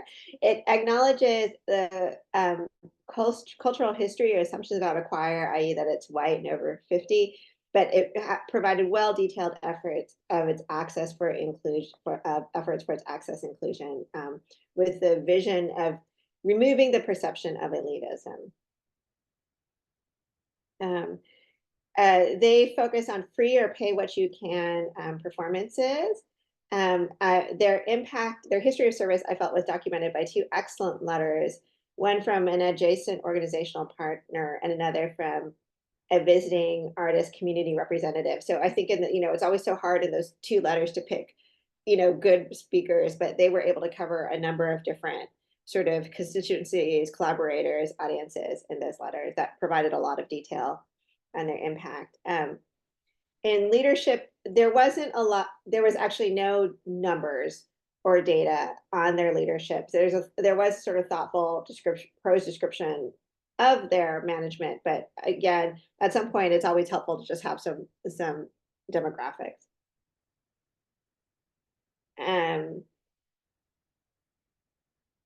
They're requesting funds for their general programming, which is a mix of canonical pieces along with underrepresented artists, works by underrepresented artists. In terms of, so interestingly, they did have data like demographics and their intersectionality and inclusion, or they had significant data about that, which is that 21% of their choir identifies as BIPOC, LGBTQ, non-binary, or neurodivergent, with some members experiencing multiple overlapping identities. Good discussion of physical accessibility. In language accessibility, I noted that they were smart in their sort of Spanish focus, and I'm not understanding my own notes here about capped by ED. I'll have to go back and look what that meant. Marketing was, I actually appreciated the very succinct but clear marketing response. A lot of the marketing responses had these sort of like long lists of everything that they say they're doing, and it's actually hard at that point to really assess the efficacy of that marketing plan, and theirs was very clear and concise, so I thought that was effective. In terms of budget, their $33,000 would go towards artistic fees, nothing for administrative payments. $18,000 to recording and streaming, which allows them then to increase audience accessibility, and $12,000 to venue rental to maximize access, particularly including at secular locations. So again, I appreciate the intentionality in the decisions that they're making about sort of taking this historically establishment practice of choir and trying to bring it to new locations, new audiences, new forms of experience, new experiences, experiential contexts. They're a previous awardee, so it was a very thoughtful application that convincingly documented their practice, and that their requested funds are clearly intended towards maximizing community impact. So they weren't simply requesting more funds, that they were requesting funds with the intention of continuing to grow their community impact.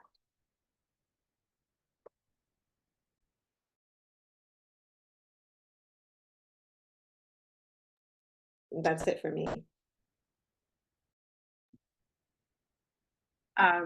What I have is my notes for chorus, Austin expanding beyond its traditional constituencies to include the Hispanic population, young people, women, LGBTQIA, and those of lower socioeconomic backgrounds. I think naming some of their various partner organizations would benefit from the exposure to choral music would be helpful. Just specifically, it's always nice to know where we're impacting in the Austin area. And then on the history of service, the one thing that it was kind of the same thing here, like naming specific ways that it gave a statistic on combating social isolation, but like naming specific ways, like in the senior centers accessible concerts, would have been helpful here because they do those types of performances. So their board of directors wasn't as easily accessible as other nonprofits, and the answer states that there's 14 members of diverse backgrounds, and I think it just would have been nice to know more specifics given that. The other leadership mentioned do have the lived experience and continue to expand their community outreach. So they're going to be in their 60th season. It is an older organization. It does state that the program provides platform for BIPOC and LGBTQ, women identifying young composers, but some of the proposed programming doesn't really reflect that, with the exception of having a woman pianist and chorus members that I saw in the application. It would have been preferred to maybe have programming that was inclusive of these. Example, pieces composed by said constituencies, etc. And they are definitely dedicated to intersectionality at their mission, at the core of their mission. They have offered concerts in Spanish as well as Pay What You Can. So I think that their programming centering around stories on immigration, refugee experiences are committed to serving the underserved groups in the Austin community. They have a clear plan of action regarding accessibility for performances, online accessibility, ASL interpreters, and their partnerships with the Texas School of the Deaf and the Texas School of Blind ensure that they're meeting the needs of their constituencies. Bilingual translations and program as well as ASL interpreters ensure that their programming is accessible to their constituencies. And I think everything else was very clearly laid out in their application. It's one of their oldest nonprofits within our community that has been diligent in preserving the choral music culture while expanding beyond its constituencies. That's all I have. Awesome. Others? Other comments?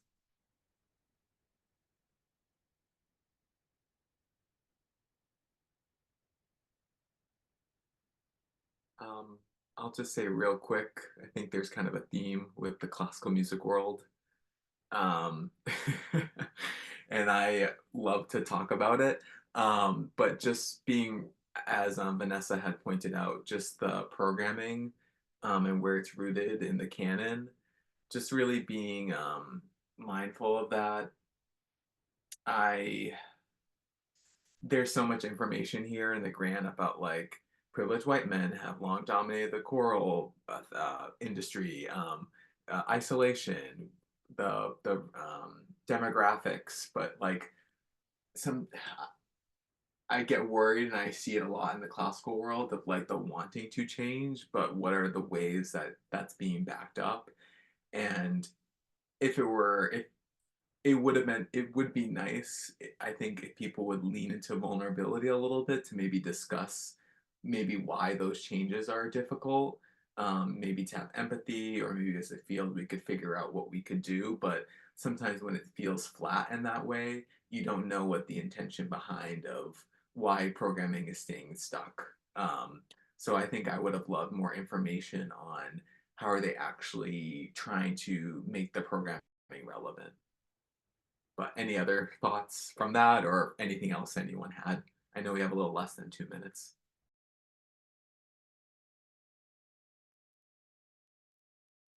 Thanks for that thought, Andre. If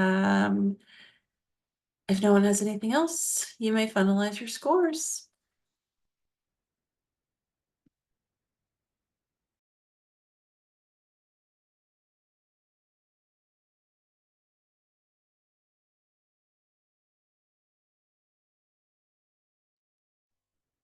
And as you're finalizing your scores, if you'd like to pull up the next application, it's Hyde Park Theater's 2024-2025 season. Key data is the primary, Karen is the secondary.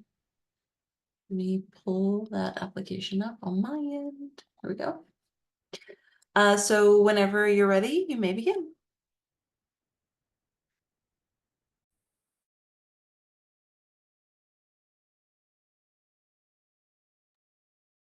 Hyde Park Theater, in service to our audience, to their audiences, since its founding in 1992, Hyde Park Theater has become one of the most respected theater companies in the state, with critically acclaimed, award-winning, innovative works by diverse groups of gifted playwrights, including our 50 world and regional premieres. In addition to the main stage, HTP provides the oldest performance festival in the Southwest, Frontera Fest. The excellence of our work has been acknowledged by 51 critics tables and a number of other awards. Actors and directors and designers have received dozens of awards. Again, this is another very accomplished organization. And I think we mentioned earlier that the majority of these organizations are going to be far more, have more standing, have been around longer. And so we have the 29-year history of the Austin Theater Festival, Frontera Fest, with nationally recognized playwrights such as Zell Miller, Kirk Lynn, John Walsh, Dan Dietz, and Pulitzer finalist Lisa DeMora. Again, this is one of the applications where I feel like the inclusivity is primarily in who is showcased in the work, and I don't have a sense of what the service is to the community, the constituency's community.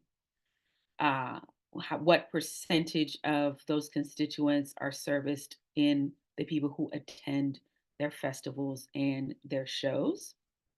That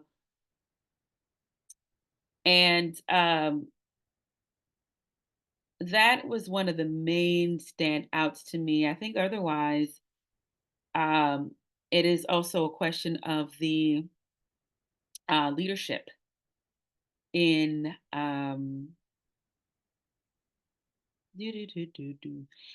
leadership that we have here. There is no fantastic descriptive breakdown of who the key constituents, who represents the key constituency within the leadership. There is artists and business leaders that is BIPOC.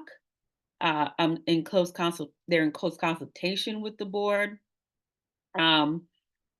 There is one, Webster holds the primary decision-making power. Again, that raises some questions about how much of the constituency holds power in decision-making, or if they're just considered in those decision-making roles. They do work, again, there is some sort of synergy. They do work with 60% BIPOC, 40% female, when they talk about the business leaders and artists that are being considered. Again, business leaders and artists aren't necessarily, that is still, there's lines there about whether or not those are people who are in immediate consideration for erasure, and displacement. Um, Business leaders, tend to have some sort of upward mobility.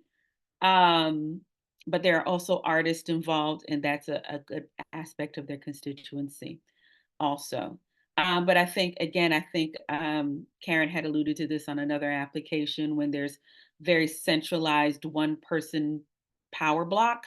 How does that actually unfold? What are the specifics of how that communication is with the constituency, with the board, et cetera, the business leaders, et cetera, that they're talking about? How does that actually play out? But there is representation there.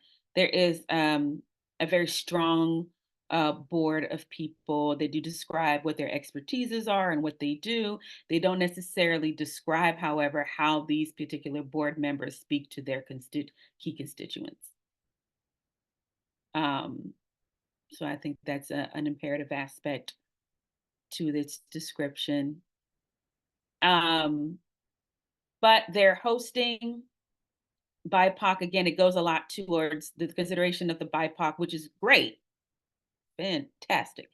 Consideration goes to BIPOC when we're talking about the participants of spaces and participants of programming, but we're not necessarily talking about who gets to attend, what kind of outreach is actually, what is percentage of constituents attending. So I think that's a good point there. But otherwise, it's an excellent program. Right. Again, we go back down to intersectionality, which is fantastic. I think they identify that very well.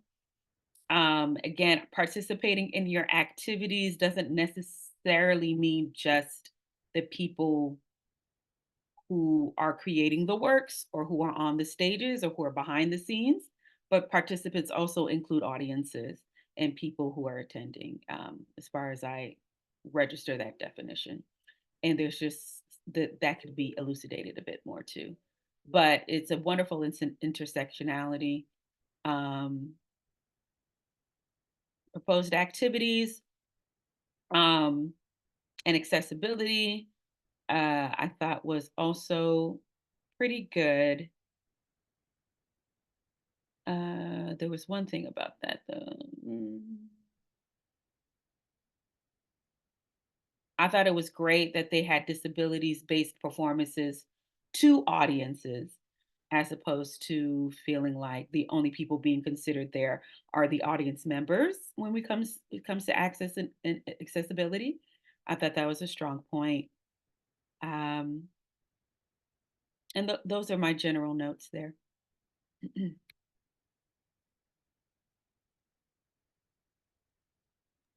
Thank you. Just to elaborate on what Kidada said, I mean, again, Hyde Park Theater is, one of Austin's sort of more established and empowered or well-resourced organizations. It's also a previous awardee.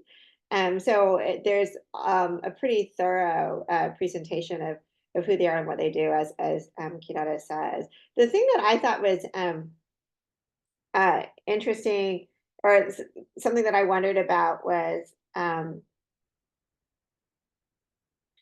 about their space, because they are a space and they say that they offer affordable venue rental, but then rental is also an expense for them, on their budget. So I was just confused as to how they're calculating their physical space. is what they're calling it's to subsidize the real estate operating costs. Like, so just maybe a little bit more information on the budget of spaces, or what other venue costs that they have that are listed as a line item in budget. But overall, I just thought it was a very clear, transparent discussion of everything that they do, that Kidada has already described. Their intersectionality inclusion discussion I thought was particularly thoughtful. And the cultural leadership, there was an interesting discussion of the sort of affinity membership of the board and the board and the staff members. That's all I have to say. So thank you. Other panelists, Vanessa, Willie, anyone else, other thoughts? Oh, I think I just had really one note that wasn't mentioned already, regarding language accessibility, because it mentioned that they offer the bilingual and foreign language performances, but it would be beneficial to know if the performances also had bilingual programs and signage, or it seems like it likely would, but it wasn't clearly defined.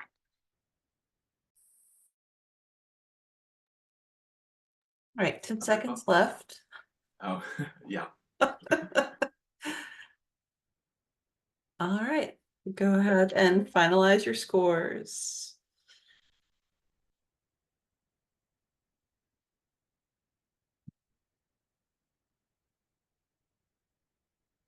All right, 2 more applications left to go on the day. We've got New Manifest Theater is next.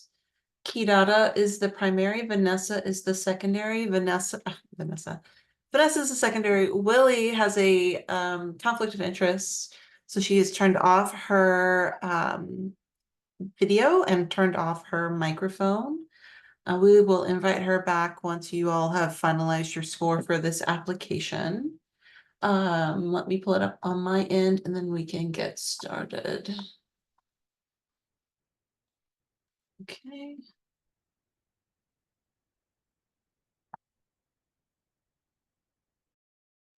All right, I'm all set. So whenever you're ready to begin, I will start the timer. Yep, you're muted, Kidada. New Manifest is dedicated to reflecting our collective human experience through inclusive storytelling and contemporary theater, their storytelling and reflective contemporary theater. Our vision is fostering a diverse collaborative ensemble company, valuing every facet of the arts making process, providing educational programs that focus on artistic ideals as we hold, striving to produce plays that evoke empathy, passion, and questions that allow meaningful discussions to thrive. Key constituencies, been saying that word a lot today. Key constituencies since the opening of New Manifest Theater in 2018. This is a fairly younger organization. We've been around for about 6 years from what it's describing. Plays produced by the company have centered Black people and people of color in a multiracial world. New Manifest was created as an opportunity to highlight new and underproduced work that centered Black people, as well as nurturing community for new and emerging performing artists in Austin. I thought this was a good example of being inclusive while having your work be centered on key constituencies. One can be inclusive and have the work centered on. It doesn't mean that the work is exclusively for. I thought that was described very well. And one of the difficulties with a newer organization is being able to have a robust description of your history. Older organizations always have that as a benefit naturally.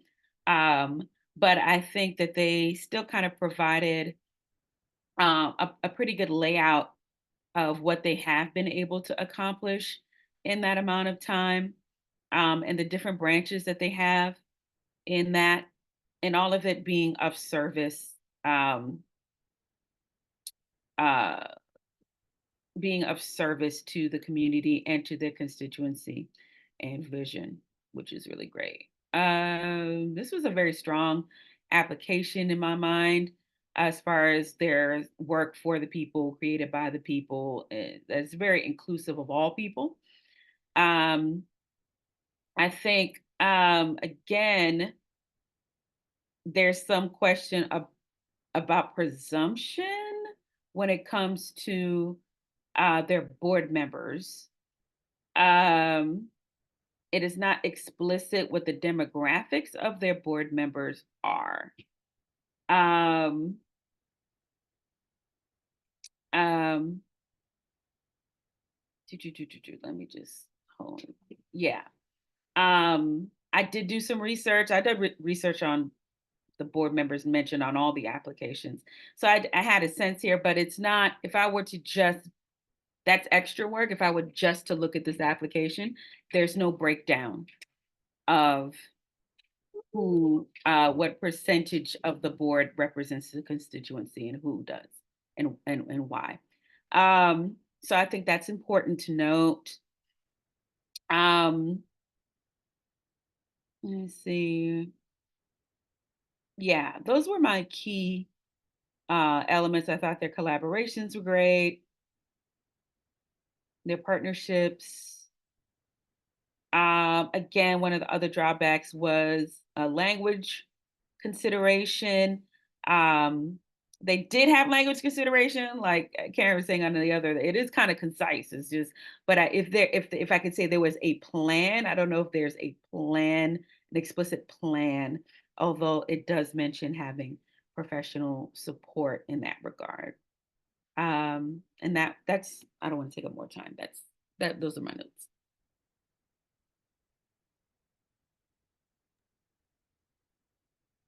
I don't want to repeat anything that Kidada said, but I definitely thought this was a strong application. There was some question around the accessibility. So streaming through YouTube, that was something we hadn't seen before in some of the applications, and then having ASL interpretation. But it was unclear that if that would be for each performance or just select performances. I always benefit better. I think any application benefits better from being as specific as possible. And that's also regarding in their leadership and the breakdown of things like that, even it being a newer nonprofit. And then the same thing with the language accessibility was kind of the drawback of currently not within the mission statement. It's to uplift brown and black voices, but sometimes those can include Spanish language, and it doesn't seem to have any plan for. They said it would add the Spanish language interpretation and educators for the Manifest the Future Youth Works program, which I think is interesting, but it would have been nice to see maybe more specific plan layout. That's all I have. And I think I want to just put this out there in general to anyone who gets a chance to listen, that Black and brown people can speak more languages than Spanish. And I think it's important, and Black people speak Spanish.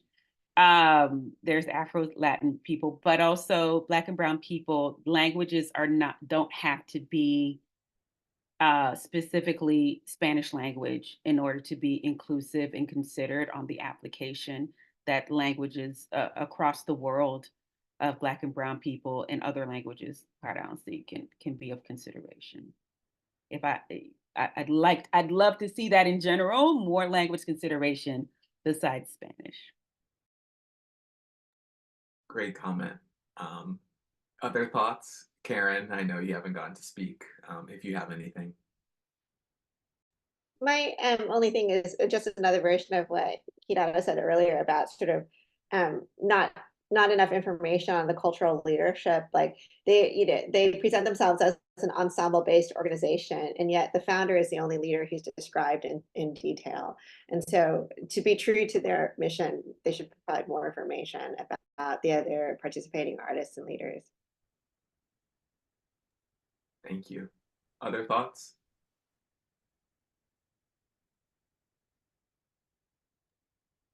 I just wanted to add a couple of clarifying things related to the rubric slash application guidelines. One, in terms of the application board demographics was asked for and collected from the applicants, but that is not in a section that is visible to panelists. So just for applicants' own knowledge, it's also noted in that section that says this information is collected for economic development department purposes only and will not be shared with panelists. So just in future applications, it's a really good point that you should be as descriptive as possible, and don't make assumptions that the information that you're putting into the application is totally clear, especially if there's a section that's not going to be presented to the panelists. And then the other thing I wanted to mention in terms of language accessibility is that just within the rubric guidelines, we don't expect applicants to provide multiple language access, although that is totally fine and they can certainly include that. But we ask for at least to name one language in which they're going to provide accessibility services, that there's a professional level of service, that there is a plan for implementation. But definitely to Kidada's point, there are many other languages other than Spanish. And so any language, including American Sign Language, can be what folks focus on in that question, just for future applicant knowledge. Can I also just Yeah, of course. add We have 1 another minute. case? This is another case where the letters were from essentially beneficiaries, one letter from an actor employee and one letter from a partner agency. So especially given the fact that this is a previous awardee as well, it would be nice if there was like a letter or some other documentation of audience like response or, you know, community reception. All right, 30 seconds. Anything else?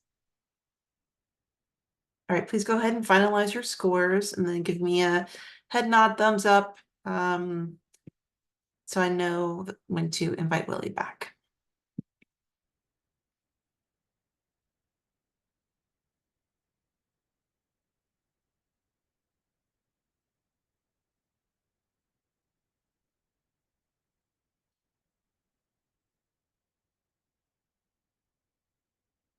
All right, everyone all set? Okay, Willie, you can go ahead and come back and we'll go through the last application of the day. All right, up next is School of Indian Percussion and Music. Vanessa is the primary, Willie is the secondary. The timer is all set. So Vanessa, whenever you're ready, I'll start the timer when you begin speaking.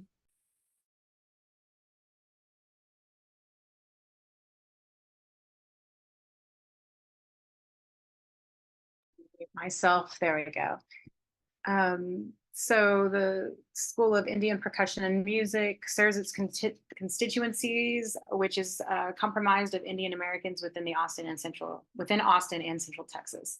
The students, audience, and board are comprised of similar backgrounds and lived experience, which fosters the tradition of North Indian music. Their history of service since 2009, they've been educating and enriching lives with the traditional North Indian music, which fosters our Indian American communities. The expansion of their programming meets the needs of their constituencies. Their scholarship program ensures that programming is accessible regardless of means, and their community collaborations with other American Indian or organizations builds community and culture. We have a definitive number of classes taught, scholarships distributed, and collaborations. Like just having that number would have benefited, just because we like to see what the impact is in our community. The cultural leadership is guided by the lived experience of their board, which is comprised of 100% Indian Americans. And they also work closely with an advisory panel that communicates with those impacted by the school for their programming, for artist recommendations, and of course feedback.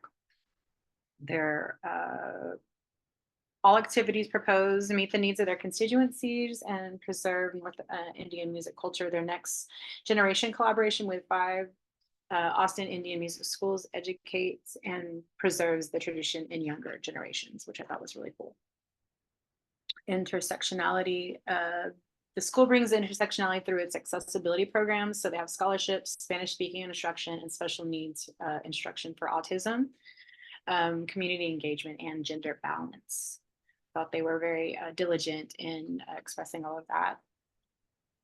As far as accessibility, they have a clear plan of action for those needing accessibility, whether it be ASL, ASD, mobility scooters, or mobility accommodations.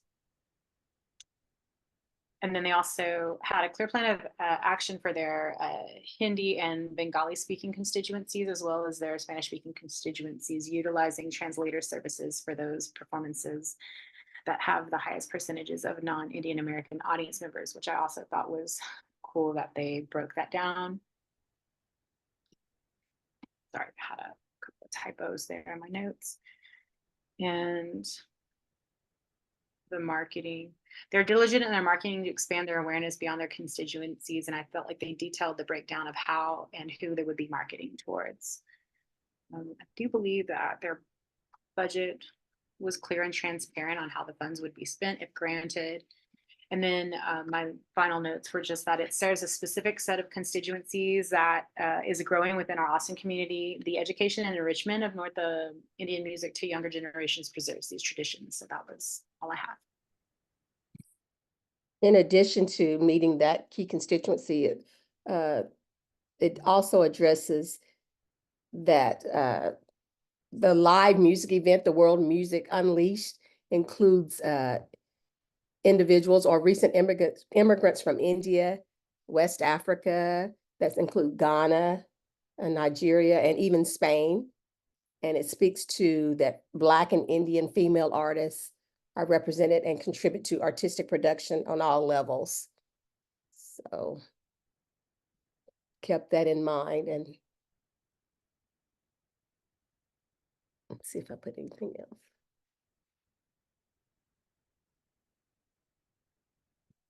I did say they met the marketing efforts to include all of those as outlined within the rubric as far as meeting key constituents and to reach new audiences, so on and so forth as indicated.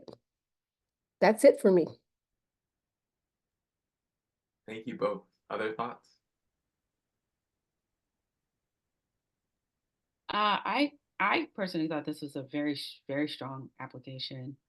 I personally like it was right on time. I maybe because I knew it was coming up subconsciously or whatever, but I thought it was wonderful that the language consideration had some global variety to it.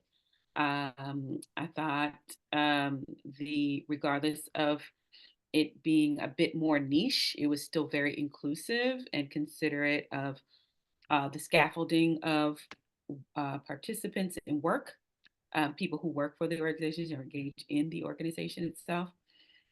Yeah, I thought it was well written, very well thought out. Yeah, I thought it was great. Others?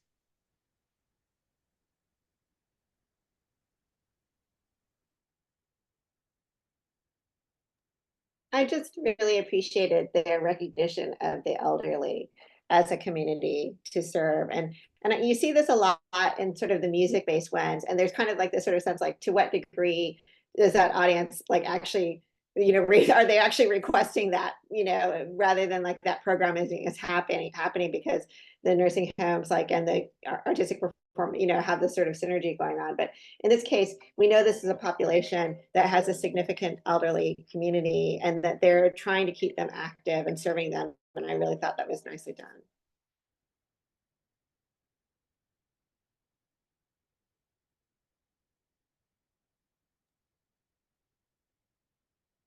Okay, if there are no more comments, you may finalize your scores.